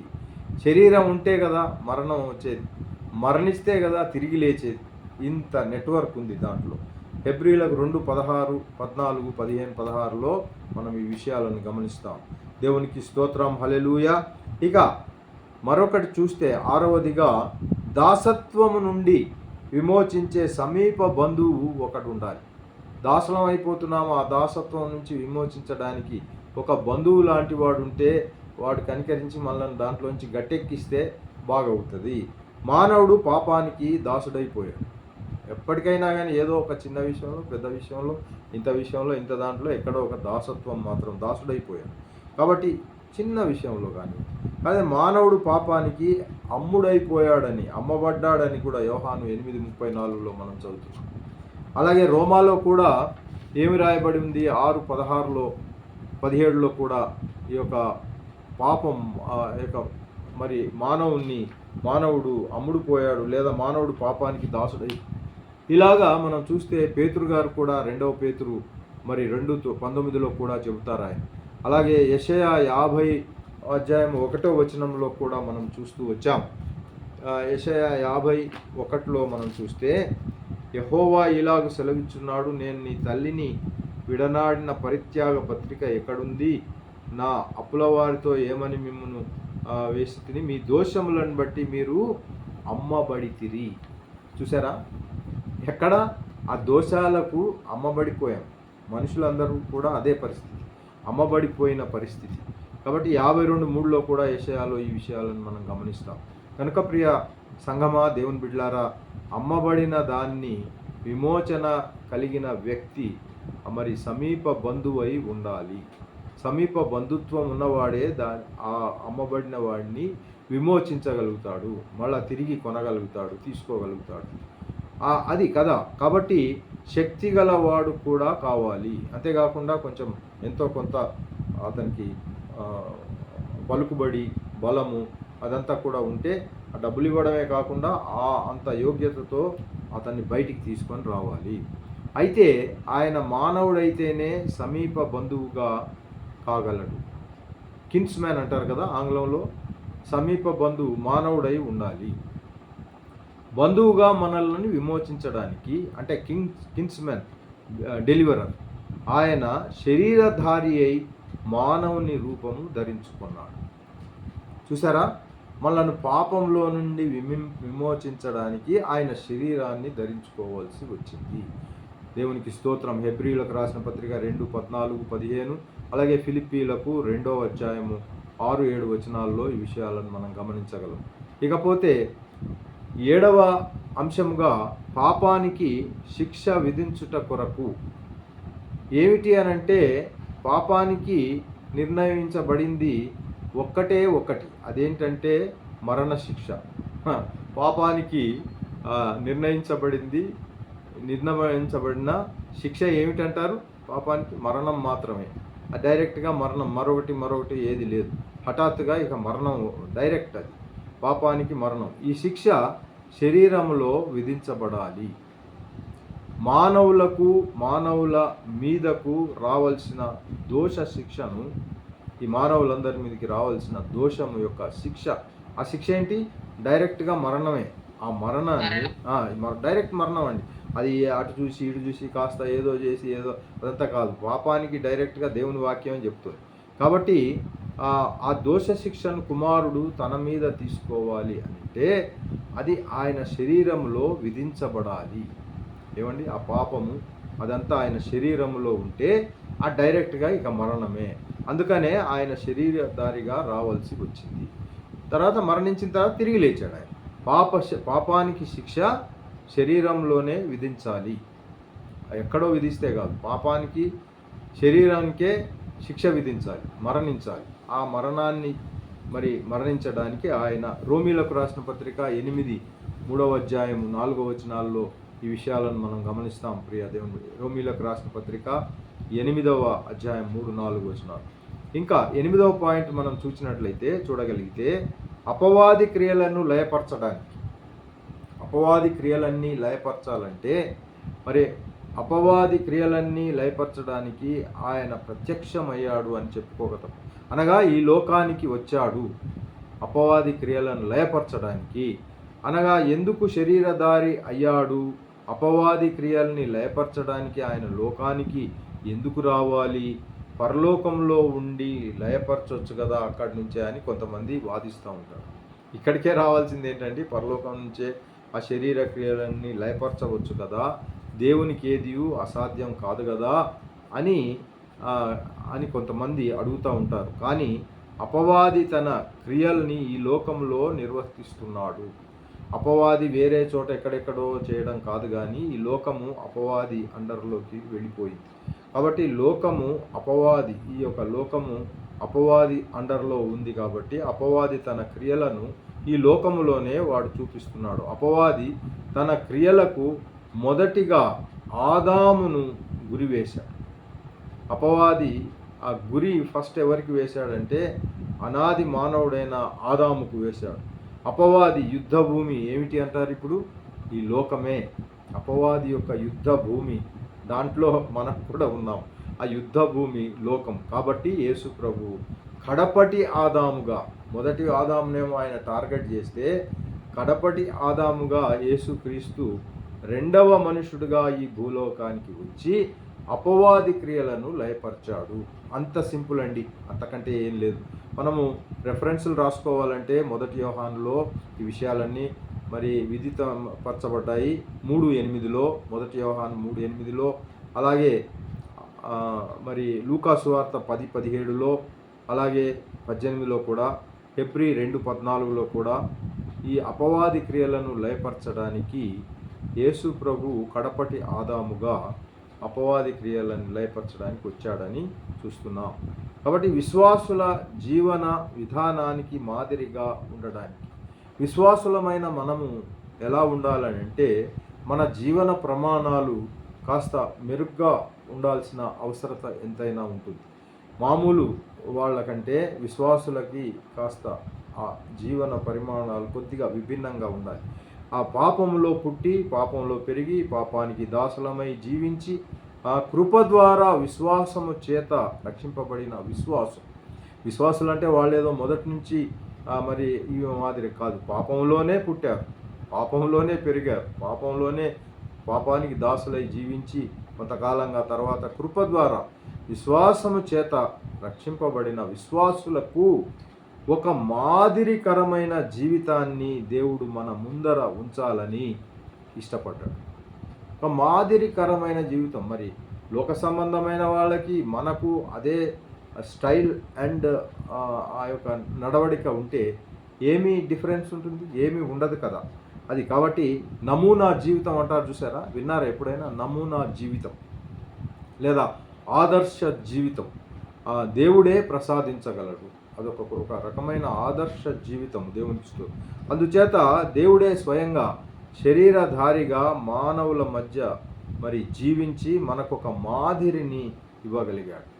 ఆయనే 2000 సంవత్సరాల క్రితము భూమిపైన ఆయనే స్వయాన ఉండి ఒక మాదిరికరమైన జీవితాన్ని జీవించి ఒక నమూనా జీవితాన్ని మనకు చూపించి ఆయన పరలోకానికి వెళ్ళిపోయారు. అంతకంతకు మొత్తం 100/100 మనం అవలంబించుకోకపోయినా 100లో 80 లేదా 100లో 70 లేదా 100లో 60 లేదా 50-50, 100లో 50, ఆయన 100 అయితే మనం 50, అట్లా ఆ పర్సంటేజ్ కొంచెం తగ్గినా కానీ ఆ నమూనా అయితే మనలో ఉండాలి. 40 ఎంతో కొంత. కాబట్టి ఆయన మాదిరికరంగా దేవునికి స్తోత్రం. అందుకే కుమారుడైన దేవుడు శరీరధారిగా మన మధ్య అవతరించాడు అని లేఖనాలు కలిగిస్తున్నాయి. 1 పేతురు గారు 2:21, 22, 23, 24లో ఈ విషయాన్ని ఉల్లేఖపరుస్తూ ఉన్నారు. అలాగే 1 యోహాను 2:6 కూడా ఈ విషయాన్ని బయలుపరుస్తున్నారు ప్రియ దేవుని బిడ్డలారా. మరి ఒకసారి చెప్తున్నాను, 1 పేతురు 2:21-24 వరకు, అలాగే 1 యోహాను 2వ అధ్యాయము 6వ వచనం వరకు. దేవునికి స్తోత్రం, హల్లెలూయా. కాబట్టి దేవుని నిబంధన నెరవేర్చుటకు, దేవుని నిబంధన ఉంది చూసారా, అది నెరవేర్చుటకు దేవుడు దావీదుతో మరి ఒక నిబంధన చేశాడు. అవునంటారా కాదంటారా? దావీదుతో ఎస్, అది ఏమిటి అని అంటే షరతులు లేని నిబంధన, అన్కండిషనల్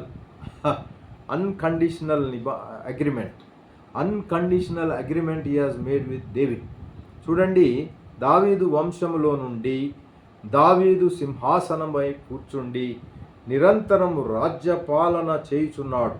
దావీదు ఆత్మస్వరూపిగా ఎప్పటికీ మానవ చరిత్రను, సృష్టిని నిర్వహించుచున్నాడు. కానీ సింహాసనంపై కూర్చుని రాజుగా పాలించవలెనన్న మెస్సయాకు ఏముండాలి?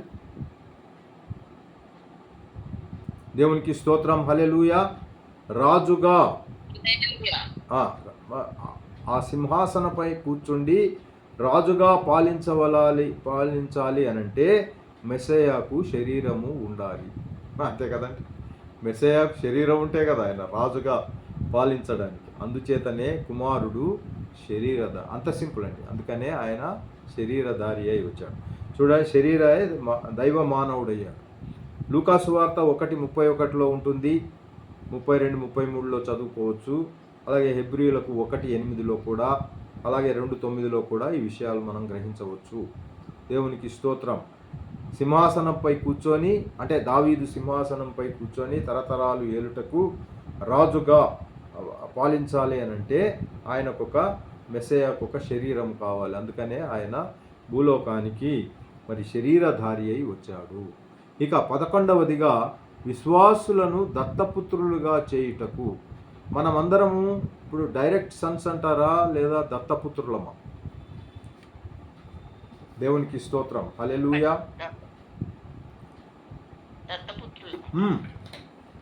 దేవునికి మహిమ. చాలా చక్కగా చెప్పారు. Great applause to you. ఆదాము దేవుని కుమారుడు అనబడ్డాడు. లూకాసు వార్త 3:38 లేదా ఆదికాండం 5:1 కూడా. కాబట్టి మనము ఆదాము కుమారులము, ఆదాము పోలికలోనే ఉన్నాము. ఆదామును ఎలాగైతే దేవుడు ఆ మట్టితో చేశాడో ఆ పోలిక చొప్పునే ఆదాము పోలికలోనే మనం ఉన్నాము. ఆదికాండం 5:3లోను, లూకా 3:24-28లోను ఈ విషయాలను మనం గమనిస్తాం. కనుక ప్రియ దేవుని, ఆదాము పాపం చేశాడు. పాపం చేసినప్పుడు ఏం జరిగింది యాక్చువల్గా అంటే ఈ యొక్క దేవుని పోలికను కోల్పోయాడు. దేవుని పోలిక ఒకటి ఉంటుంది కదా, ఆ తేజస్సు, అది కోల్పోబడి పాపం చేయగానే అది ఆ పోలిక వెళ్ళిపోయింది. కాబట్టి మనము ఆదాముతో దేవుని పోలిక కోల్పోయాము. ఆదాముతో దేవుని పోలికను కోల్పోయాము. ఆదాము కోల్పోయాడు, మనం కూడా ఆదాము వెనుక కోల్పోయాము. కుమారత్వాన్ని కూడా కోల్పోయాం. అక్కడ ఏం జరిగిందంటే ఇక కుమారుడు అనిపించుకునే ఆ యోగ్యత కూడా అక్కడ కోల్పోయి, అక్కడ జరిగిందండి మిస్టేక్.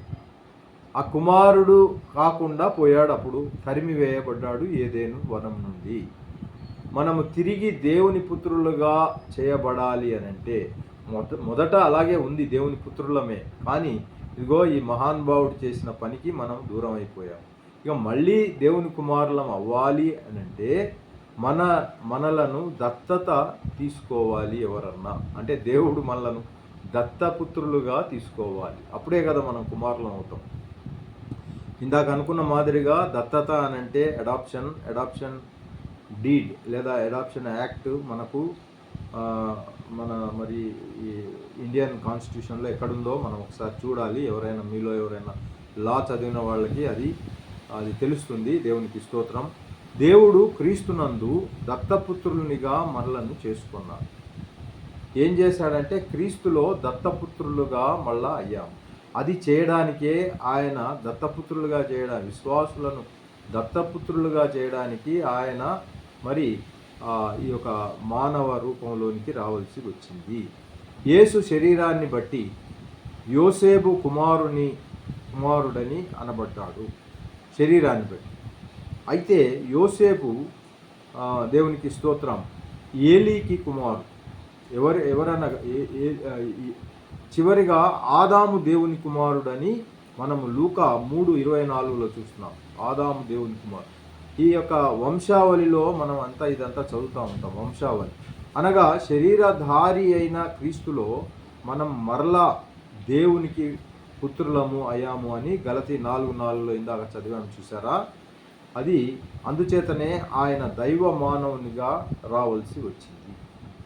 దైవ మానవునిగా వచ్చి క్రీస్తులో మనము దత్తపుత్రులము అయ్యాం. అంటే దత్తపుత్రులము, దత్తపుత్రికలము. అంటే ఇక్కడ భేదం లేదు, స్త్రీ పురుష భేదం లేదు.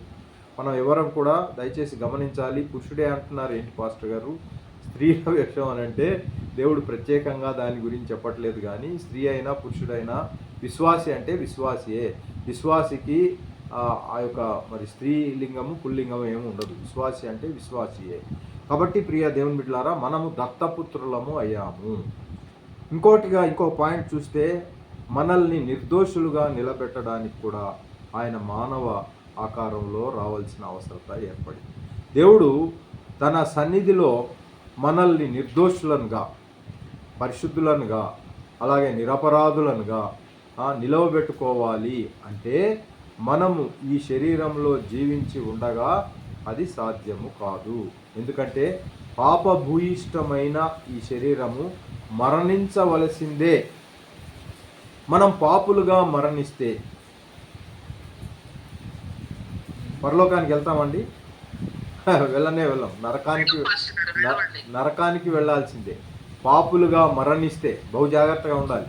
పాపులుగా మరణించడానికి ప్రయత్నించవద్దు. ఎప్పుడు కనీసం ఆ చివరిలోనైనా ఏదో పలకండి అన్న మాదిరిగా అలా కాకుండా ఇప్పుడు మనం నేర్చుకున్నప్పుడే అనేకులకు చెప్పి అయా మారు మనసు పొంది రక్షణ పొంది దేవునిలోకి వచ్చేసాయి అని చెప్పగలగాలి. అందుకే కదా ఈ తరగతులన్నీ కూడా. కాబట్టి కొంతమందిని అగ్నిలో నుంచి లాగిన మాదిరిగా లాగాల్సిన పరిస్థితి ఉంది. కాబట్టి మనము మరణించకుండానే ఈ శరీరంలో ఉండగానే దేవుని సన్నిధిలో నిర్దోషములుగా, పవిత్రులుగా, నిరపరాధులుగా నిలబడాలి. మనకు మారుగా యేసు రక్త మాంసాల గల దేహంతో మరణం పొందితే ఆయన ద్వారా నీతి మనకు సంప్రాప్తిస్తుంది. కాబట్టి ఆయన మన కొరకు ఆయన మరణించాడు. అందుచేతనే కుమారుడు శరీరము ధరించి దైవ మానవుడు అయ్యాడు. ఆ కొలసీలకు రాసిన పత్రిక 1వ అధ్యాయము 22లో ఈ విషయాన్ని తేటతెల్లగా పరిశుద్ధాత్ముడు బయలుపరుస్తున్నాడు. ఇక 13వ పాయింట్గా ధర్మశాస్త్రాన్ని కొట్టివేయుటకు. ఇది కాస్త సున్నితమైన అంశము. ఎవరు కూడా ఇబ్బందికరంగా దీన్ని అనుకోవడానికి లేదు. ఆయా బ్యాక్గ్రౌండ్స్ నుంచి మనం వస్తున్నాం కనుక మనము విధిలో భాగంగా, అంటే మనం ఒక థియలాజికల్ స్టూడెంట్గా దీన్ని ధ్యానిస్తున్నాం. ధర్మశాస్త్రాన్ని 13వ పాయింట్ రాసుకోండి. ధర్మశాస్త్రాన్ని కొట్టివేయుటకు. ధర్మశాస్త్రాన్ని ఎవరును నెరవేర్చలేదు. ఎవరైనా నెరవేర్చారా ఇంతవరకు? ధర్మశాస్త్రం చాలా స్ట్రాంగ్గా ఉంటుంది కాబట్టి నెరవేర్చే ఆ ప్రక్రియ లేదు. అందుచేతే ధర్మశాస్త్రం ప్రతి వ్యక్తిని కూడా దోషిగా నిలబెడుతుంది. ఒకడు మంచివాడు అనేది కాదు, ప్రతివాడు దోషే. ధర్మశాస్త్రం కింద అయ్యా నేను దోషిని అని చెప్పుకోవాల్సిందే. కానీ నీ దోషము పరిహరించబడింది, నువ్వు దత్తపుత్రుని అయ్యావని ఎవరు ఆ ధర్మశాస్త్రం చెప్పదు. ధర్మశాస్త్రము తీసివేయబడకపోతే పాపానికి ఉన్న బలము తీసివేయబడదు. ఇప్పుడు ఏమిటి అనంటే అక్కడ ధర్మశాస్త్రం కాస్త తీసి పక్కకు పెట్టగలిగితే అప్పుడు ఆ పాపానికి ఉన్న బలం కూడా పోతుంది. మరణము పాపానికి ముళ్ళు అయితే ధర్మశాస్త్రం ఆ పాపానికి ఉన్న బలము. అర్థమైన వాళ్ళు ఆమెను చెప్తారా? మరణము పాపానికి ముళ్ళు అయితే, దేవునికి స్తోత్రం, మరణము పాపానికి ముళ్ళు అయితే ధర్మశాస్త్రం ఆ పాపానికి ఉన్న బలము. కాబట్టి మరణపు ముళ్ళును విరవాలంటే దాని బలాన్ని తీసివేయాలి. మరణపు ముళ్ళును విరవాలంటే దానికి ఉన్న బలం పోవాలి. అంతే కదండి? అనగా ధర్మశాస్త్రాన్ని కొట్టివేయాలి, లేదా తీసివేయాలి, లేదా నెరవేర్చాలి. నెరవేర్చాలి, తీసేయనన్నా తీసేయాలి. ధర్మశాస్త్రాన్ని నెరవేర్చి దానిని జరిగించింది ఎవరు అనంటే దేవుడు ఒక్కడే, మన చేత కానే కాదు. ధర్మశాస్త్రాన్ని నెరవేర్చాలంటే మానవులుగా మనకు సాధ్యము కాదు. కాబట్టి శరీరంతోనే చేయాలి. ఈ ధర్మశాస్త్రాన్ని జయించాలి అనంటే శరీరంతోనే జయించాలి. శరీరం లేకుండా ఆత్మతో చేశాను అని అనడానికి కాదు. శరీరము ఉండగానే ఆ ధర్మశాస్త్రం అంతా మోషేకి ఇవ్వబడింది కాబట్టి శరీరంలో ఉన్నవాడే చేయాలి. కాబట్టి ఆయన శరీరధారి కాకపోతే ధర్మశాస్త్రము కొట్టివేయబడదు. అవునండి, మనం ఒకటి చదువుదాం రండి. చదివితేనే మనకు దీనికి పరిష్కారం అవుద్ది. ఎక్కడ కూడా ఎవరు కూడా సందిగ్ధ పరిస్థితుల్లో మనం ఉండడానికి వీల్లేదు. అందరం తెరుద్దాం ఎఫెసీయులకు రాసిన పత్రిక, అందరం చూద్దాం, అందరము నిర్ధారించుకుందాం దేవుని వాక్యాన్ని. 2వ అధ్యాయానికి వెళ్దాం. తీయండి అందరూ. ఎఫెసీయులకు రాసిన పత్రిక 2వ అధ్యాయము. దేవునికి స్తోత్రం, హల్లెలూయా. ఎఫెసీయులకు రాసిన పత్రిక 2వ అధ్యాయము అందరము చూడండి. మరి లేదా ఒకరు చదువుతూ ఉండగా అందరం చూద్దాం. 14వ వచనం ఎవరైనా చదవండి. ఆయన మన సమాధానమై ఉండి మీకును మాకును ఉండిన ద్వేషమును అనగా విధిరూపకమైన ఆజ్ఞలు గల ధర్మశాస్త్రమును తన శరీరమందు కొట్టివేయుట చేత మధ్య గోడను పడగొట్టి మన ఉభయులను ఏకము చేసెను. దేవునికి స్తోత్రం. చాలు సిస్టర్ గారు. ఇప్పుడు ఇక్కడ తేటగా దేవుని వాక్యం ఏం చెప్తుంది అని అంటే, ఆయన తన శరీరమందు ధర్మశాస్త్రమును కొట్టివేశారు. అంతే కదండి. ధర్మశాస్త్రాన్ని యేసు ప్రభువుల వారు కొట్టివేసి శరీరం ద్వారా. ఇక్కడ ఎవరు కూడా అంబిగ్విటీ ఉండకూడదు. ధర్మశాస్త్రము ఉంటుంది, మనము ఉంటున్నామంటే ధర్మశాస్త్రం మనం నెరవేర్చజాలము. అందుకని దేవుడు తానే తన శరీరంలో ఆయన నెరవేర్చి దాన్ని కొట్టివేశాడు. గనుకనే మనం నీతిమంతులుగా తీర్చబడుతున్నాము. ధర్మశాస్త్ర విధిని ఆయన నెరవేర్చాడు. దేవుడు మాత్రమే నెరవేర్చగలడని చెప్పుకున్నాం కదా. అందుకని ఆయనే నెరవేర్చాడు. ఆయన వరకు అంతగా ఉంది ధర్మశాస్త్రం అంటే. అది చాలా పవిత్రం. ఈనాటికి కూడా ధర్మశాస్త్రాన్నే పట్టుకొని మేము నెరవేరుస్తామని పోయేవాళ్ళు చాలామంది ఉన్నారంటే యూదులు దాన్నే పెట్టుకొని ధర్మశాస్త్రమే అది ఇంకా మాకే ముందే ఉంది అని అంటారు. కానీ అట్టి ధర్మశాస్త్రంలో నుంచి దేవుడు మళ్ళీ ఒకసారి చదువుతారా? ఎవరికైనా సందిగ్ధత ఉంటుంది దీంట్లో. అలా ఎలా అని గత తరగతిలో కూడా నన్ను అడిగిన వాళ్ళు ఉన్నారు. ఎఫెసీయులకు రాసిన పత్రిక 2వ అధ్యాయము 14వ వచనం సిస్టర్ గారు చదువుతున్నారు, వినండి. ఎస్. ఆయన మన సమాధానమై ఉండి మీకును మాకును ఉండిన ద్వేషమును అనగా విధిరూపకమైన ఆజ్ఞలు గల ధర్మశాస్త్రము తన శరీరమందు కొట్టివేయుట చేత మధ్య గోడను పడగొట్టి మన ఉభయులను ఏకము చేసెను. మధ్య గోడ కూలిపోయింది అంటే ఆయనకు మనకు మధ్య గోడ మధ్యలో తెర చిరిగిపోయింది అని అంటే ఆయన ధర్మశాస్త్రాన్ని తన శరీరంలో కొట్టివేశారు. అంటే ఆయన ఆ యొక్క ధర్మశాస్త్రం విధిని ఆయనే నెరవేర్చి దాన్ని కొట్టివేశారు. దేవునికి స్తోత్రం, హల్లెలూయా. కాబట్టి ధర్మశాస్త్రాన్ని కొట్టివేయడానికి ఆయన మరి కాలాతీతుడైన దేవుడు కాలంలోనికి ప్రవేశింపవలసి వచ్చింది. దేవునికి స్తోత్రం. 14వ పాయింట్గా మనం చూస్తే సరి అయిన న్యాయాధిపతిగా ఉండుట కొరకు ఆయన వచ్చారు. దేవుడు లోకానికి తీర్పు తీర్చాలి. లోకం చూపు సాకులను దేవుడు వమ్ము చేయడానికి ఆయన లోకంలోనే శరీరంతోనే లోకానికి తీర్పు తీర్చాలి.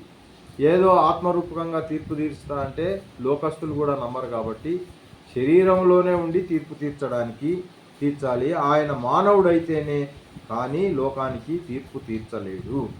కాబట్టి ఆయన దేవుడైనందున ఆ తీర్పు సత్యమైనదై ఉంటుంది అని లేఖనాలు మనకు తెలియజేస్తున్నాయి. యోహాను సువార్త 5:22, 23 అలాగే 27వ వచనం కూడా. అందుకే కుమారుడైన దేవుడు దైవమానవుడు అయ్యాడు. అందుకోసమే ఈ సరి అయిన న్యాయాధిపతిగా ఉండడానికి లేక శరీరంతోనే న్యాయానికి మరి లోకానికి తీర్పు తీర్చడానికి ఆయన శరీరధారిగా రావడం జరిగింది. ఇంకొక పాయింట్, 2 పాయింట్లు ఉన్నాయి, చెప్పుకొని ముగించుకుందాం. 16 పాయింట్లు అనుకున్నాం కదా. 15వ పాయింట్, శరీరాన్ని సృష్టించుటలో దేవుని మూల ఉద్దేశాన్ని నెరవేర్చుటకు. శరీరాన్ని సృష్టించుటలో దేవుని మూల ఉద్దేశాన్ని నెరవేర్చుటకు దేవుడు చూడండి ఆదామును అనగా మొదటి శరీరాన్ని సృష్టించాడు. ఆదాము శరీరాన్ని సృష్టించాడు కదా. మొదటి శరీరాన్ని ఆయన సృష్టించి భూమిని లోపర్చుకొని దాన్ని ఏలుడని ఆయనకు ఆదాముకు చెప్పడం జరిగింది. ఈ భూమి లోపర్చుకో, దాన్ని ఏలు అని అంటే, కానీ మానవుడు అవిధేయుడై పాపానికి దాసుడైపోయి దేవుని మూల ఉద్దేశాన్ని నెరవేర్చలేకపోయాడు. మూల ఉద్దేశం ఏంటండి? మూల ఉద్దేశం ఏంటంటే ఈ భూమిని లోపర్చుకొనండి, నంబర్ 1, దాన్ని ఏలండి. ఈ 2 విషయాలు చెప్తే ఈయన పాపం చేయడం మూలాన లోపర్చుకునేది పోయింది, దాన్ని ఏలడం కూడా పోయింది. కాబట్టి ఆ మూల ఉద్దేశం దేవునిది అదే. కాబట్టి నెరవేర్చలేకపోయాడు. దేవుడు సార్వభౌముడు గనుక దేవుడు ఈ భూమిని లోపర్చుకునే ఉన్నాడు. ఆయన లోపర్చుకున్న తర్వాతే ఆయన కోరిక ఏమిటి అంటే ఆయన తన స్వరూపంలో చేయబడ్డ మానవుడు దాన్ని చేయాలని దేవుని ఉద్దేశం. నేను లోపర్చుకున్నాను ఎలాగో, నా స్వరూపంలో నేను చేసిన ఈ మానవుడు కూడా దీన్ని లోపర్చుకోవాలి, దీన్ని ఏలాలి అని ఆయన కోరిక కలిగి ఉన్నాడు దేవుడు. కానీ ఆదికాండం మనం 1:27లో నుంచి చెబుతున్నాను నేను, 1:27, 28, 29, 30 దాకా కూడా. కాబట్టి దైవోద్దేశాన్ని నెరవేర్చడానికి కుమారుడైన దేవుడు శరీరధారిగా కడపటి ఆదాముగా 2వ మనుషునిగా వచ్చి సమస్తం మీద అధికారి అయి సమస్తాన్ని తానకు లోపర్చుకున్నాడు. ఏమండి? శరీరధారిగా కడపటి ఆదాముగా 2వ మనుషునిగా వచ్చి సమస్తము మీద ఆయన అధికారి అయి సమస్తాన్ని తను లోపర్చుకున్నాడని హెబ్రీలకు రాసిన పత్రిక 2:9లో, అలాగే మత్తయి సువార్త 28:18లో ఈ విషయాలను మనం గమనిస్తాం. ఎఫెసీలకు రాసిన పత్రిక 1:22లో, ప్రకటన గ్రంథంలో కూడా 3:21లో మనం చూస్తాం. దేవునికి స్తోత్రం, హల్లెలూయా. కాబట్టి ప్రకటన 3:21లో ఏమంటున్నాడు అనంటే, నేను జయించి నా తండ్రితో కూడా ఆయన సింహాసనమందు కూర్చుండి ఉన్న ప్రకారం జయించు వానిని నాతో కూడా నా సింహాసనమందు కూర్చుండ నిచ్చెదను. జయించుట, భూమిని జయించుట, మీరు లోపర్చుకొనుట, దాన్ని ఏలుట, ఇవన్నీ కూడా తనను లోపర్చుకున్నాడు. దేవునికి స్తోత్రం. అందుకే కుమారుడు దేవుని దైవ మానవునిగా అవతరించవలసి వచ్చింది. ఇక చివరిగా 16వ పాయింట్ చూడండి, చూసి ముగించుకుందాం. విశ్వాసుల విమోచన శరీరాలకు నమూనాగా ఉండుటం. విశ్వాసుల విమోచన శరీరాలకు నమూనాగా ఉండులాగున ఆయన వచ్చాడు. దేవుడు ఆదామును తనతో నిరంతర దైవ సన్నిధిలో ఒక శరీరిగా ఉండాలనే మట్టితో చేశాడు. దైవ సన్నిధిలో ఉండే శరీరిగా ఉండాలని మట్టితో చేస్తే ఆదాం పాపం చేసేసి ఆ మరణానికి లోనైపోయాడు. ఆ దాంట్లో ఉండకుండా మరణించాడు.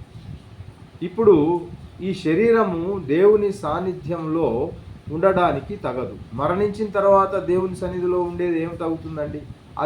అది తగదు. పాపం చేయడం వలన మరణించాడు. మరణించి దేవుని సన్నిధిలో ఉండలేకపోతున్నాడు. ఈ శరీరము విమోచింపబడి మరణంలో నుండి బయటకు దాటితే తప్ప, విమోచన కలగాలి, ఆ మరణంలో నుంచి బయటికి వస్తే తప్ప మానవుడు శరీరిగా దేవుని రాజ్యములో ఉండలేడు. దేవుని రాజ్యంలో శరీరిగా ఉండాలనే ఆయన చేశాడు. కానీ పాపం చేసి మరణించడం వలన ఆ శరీరిగా ఉండలేకపోయాడు ఆదాం. కాబట్టి ఇప్పుడు ఏంటంటే శరీరం విమోచించబడాలి, అలాగే మరి మరణంలో నుండి బయటకు దాటగలగాలి. అప్పుడే మానవుడు మళ్ళీ శరీరిగా దేవుని రాజ్యంలో కానివ్వండి, పరలోకంలో కానివ్వండి, దేవదూతలతో కలిసి ఉండలేడు. ఇవన్నీ చేయాలి అని అంటే 1 కొరింథీయులకు 15:50 చదువుతారా? ఒకసారి చదువుకొని ముగించుకుందాం, సమయం అయిపోతుంది. 1 కొరింథీయులకు 15:50. స్తోత్రం, హల్లెలూయా, గ్లోరీ, దేవునికి మహిమ కలుగునుగా. 50వ వచనంలో, సహోదరులారా చదవండి. ఉమ్, నేను చెప్పినది ఏమనగా ఆ, రక్త మాంసములు దేవుని రాజ్యమును స్వతంత్రించుకున్న నేరం ఆ. క్షయత అక్షయతను స్వతంత్రించుకోవడం. అది కాబట్టి చాలు సిస్టర్ గారు. కాబట్టి కార్యము సఫలము చేయగలిగిన వాడు దేవుడే. మానవుడు శరీరధారిగా వచ్చి, అంటే కుమారుడు శరీరధారిగా వచ్చి మరణించి పునరుత్థానుడయ్యాడు. దేవుడే శరీరధారిగా వచ్చి మరణించి పునరుత్థానుడయ్యాడు. యేసుక్రీస్తు మరణములో నుండి బయటకు వచ్చిన ప్రథమ ఫలము, మరణంలోంచి ఆయన వచ్చిన ప్రథమ ఫలము. కాబట్టి విశ్వాసులు భూ సంబంధమైన దాని రూపాన్ని ధరించినట్లుగానే పర సంబంధమైన రూపాన్ని కూడా ధరించాలి. ఇప్పుడు చదవండి సిస్టర్ గారు. సహోదరులారా, నేను మీకు చెప్పున్నది ఏమనగా, రక్త మాంసములు దేవుని రాజ్యమును స్వతంత్రించుకున్న నేరము క్షయత అక్షయతను స్వతంత్రించుకొనదు. కాబట్టి ఆయన ఏం చేస్తున్నాడంటే, మనము ఏం చేయాలి? మనము ఈ శరీరమందు మరి మరణించాలి, తిరిగి లేవాలి అంటే ఆ దేవుడు మాత్రమే చేయగలడు. కాబట్టి ఆయన ఏం చేశాడు అని అంటే, దేవుడే కుమారుడే శరీరధారిగా వచ్చి మరణించి పునరుత్థానుడై లేచాడు. యేసుక్రీస్తు మరణంలో నుండి బయటకు వచ్చిన ప్రథమ ఫలము ఆయన. కాబట్టి ఆయన వెంబడి మనం కూడా మరి ద్వితీయ ఫలాలమై ఉన్నాం. దేవునికి స్తోత్రం. విశ్వాసులు భూ సంబంధమైన దాని రూపాన్ని ధరించినట్లుగానే పరసంబంధమైన రూపాన్ని కూడా ధరించాలి అని 1 కొరింథీయులకు 15, 48, 49, 53 మనం చదివినప్పుడు సమయం లేదు కాబట్టి తర్వాత చదువుకుందాం. దేవునికి స్తోత్రం. ఈ మాదిరిగా విశ్వాసులు విమోచన శరీరాలకు మరి నమూనాగా ఉండడానికి, ఆదాము శరీరంలో ఉండలేకపోయాడు గనుక, పాపం చేసి మరణించాడు గనుక, ఆ మరణాన్ని తిరిగి మొదటి మానవుడైన ఈ యొక్క దేవుడే శరీర సంబంధి అయి వచ్చి మరణించి మరి ప్రథమ ఫలముగా మరి లేచి విమోచకుడయ్యాడు గనుక, దేవునికి స్తోత్రం, పునరుత్థానుడయ్యాడు గనుక మనం కూడా ఆయన వెంబడి అలాగున అది స్వతంత్రించుకొనుటకు మనకు యోగ్యత లభించింది. కాబట్టి విశ్వాసులకు విమోచన శరీరాలకు నమూనాగా ఉండుటకు ఆయన లోకానికి రావాల్సి వచ్చింది. కాబట్టి 16 పాయింట్స్ కూడా మనం చూస్తూ ఉన్నాం. క్వశ్చన్ ఏమిటి అంటే రాసుకోండి. క్వశ్చన్ రాసుకుంటే ఆన్సర్ మీరు 16 పాయింట్స్ చెప్పాలి. కుమారుడు శరీర ధారణ కావలసిన ఆవశ్యకతకు కావలసిన 16 కారణాలను దాన్ని వివరణ రాయండి. కుమారుడు లేదా మరొకరితో కూడా కాలాతీతుడైన దేవుడు లోకంలోనికి అడుగు పెట్టడానికి గల 16 కారణాలను వివరించండి. కాలాతీతుడైన దేవుడు లోకంలోనికి అడుగు పెట్టడానికి గల 16 కారణాలను వివరించండి. అంటే మీరు ఈ 16 కారణాలు రాయాలి. రెఫరెన్స్లతో పాటు రాయడానికి ట్రై చేయండి. ప్రియ దేవుని బిడ్డలారా, ఈ మాదిరిగా అసైన్మెంట్ కూడా అయింది కనుక దేవదేవునికి స్తుతులు స్తోత్రాలు చెల్లిస్తున్నాను. ఈ మాదిరిగా దేవదేవుడు మరి శరీరధారి అయి భూలోకానికి కన్యక గర్భవతి అయి కుమారుని కన్ను ఆయనకి ఇమ్మానుయేల్ అని పేరు పెట్టబడినని యెషయా గారు 700 క్రీస్తుపూర్వం 700 చెప్పినది 1వ సంవత్సరంలో నెరవేరింది కనుక 0లో ఇదిగో ఇప్పుడు మనం 2026లో ఉన్నాం. అది గతించిపోయింది అయినప్పటికీ ఎప్పుడో చెప్పబడింది, ఎప్పుడో నెరవేరింది, ముందు చెప్పబడింది. ఇప్పుడు ఆయన తిరిగి రాబోతున్నాడు అనేది కూడా అంతే సత్యం కనుక ఎప్పుడు వస్తారో తెలియదు. మనం అందరం సిద్ధపాటు కలిగి ఉందాం. అతి కృప, అతి ధన్యత దేవుడు మనకు దయచేయండి. ఆమేన్.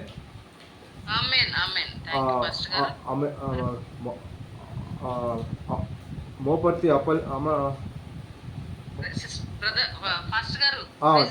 ప్రైజ్ లార్డ్ మీరు నడిపించండి. ఓకే పాస్టర్ గారు, థ్యాంక్ యూ పాస్టర్ గారు. వాక్య నిమిత్తం ఫీవే సిస్టర్ ప్రైజ్ లార్డ్ అమ్మా, ప్రైజ్ లార్డ్ అమ్మా, ప్రేర్ చేయండి.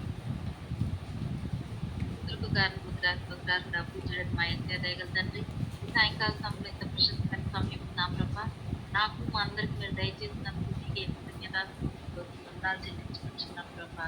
అల్పుల ముందు నా తండ్రి, మాకందరికీ మీ కృప చెప్పు నా తండ్రి. నా వేదికను మీరు ఏర్పాటు చేసి గొప్ప తండ్రి, నా దైవదాసులని మా వద్దకు నేరుగా నా ప్రభా ఈ యొక్క మాధ్యమం ద్వారా పంపించి నా తండ్రి నా నాయన మీరు మాకు అనుదినం కూడా నా ప్రభా మర్మాలని నా ప్రభా మీరు బోధిస్తున్నారు. మీకు వందనాలు స్తోత్రాలు చెల్లించుకుంటున్నాం. మీరు ఎందుకు ఈ లోకానికి రావాల్సి వచ్చినారో ప్రభా తండ్రి నా నాయన నా దేవా మేము అప్పుడు పోయిన మా జీవితాలని నా ప్రభు ఎటు రీతిగా నా ప్రభా మీ యొక్క ప్రియ బిడ్డలుగా మీరు చేసుకొని ఉన్నారు.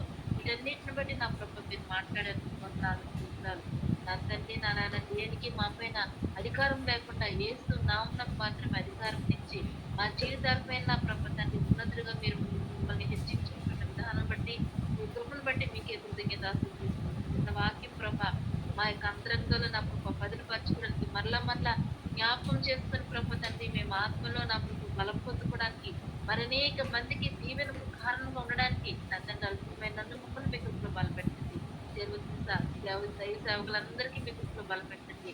నా తండ్రి నా నాన్న మరి విశేషంగా వాక్యం బోధించినటువంటి నా తండ్రి మీ దైవజానికి నా ప్రభు మీకు జ్ఞాపకం చేసుకుని బలపెట్టండి. ప్రభా దేవ మరి అధికమైనటువంటి మర్మాలను మీరు బయలుపరచండి. మాలాంటి వారికి అనేక మందికి ప్రభు వాటిని అన్నింటినీ విస్తారంగా నా ప్రభు బోధించి మీ సన్నిధానవంతులుగా మార్చినట్టు నా ప్రభు దయచేయమని వేడుకొంచున్నాను. వారికి మినిస్ట్రీని కుటుంబాన్ని బిడ్డలని వారి జీవితాలన్నింటినీ మీ యొక్క అధికారం తప్పుతున్నాం ప్రభా. నా తండ్రి సమస్త విషయాలు మీ కాపుదల భద్రత నా తండ్రి నా నాయన మీరు అనుగ్రహించమని నడిపించమని వేడుకొంచున్నాం.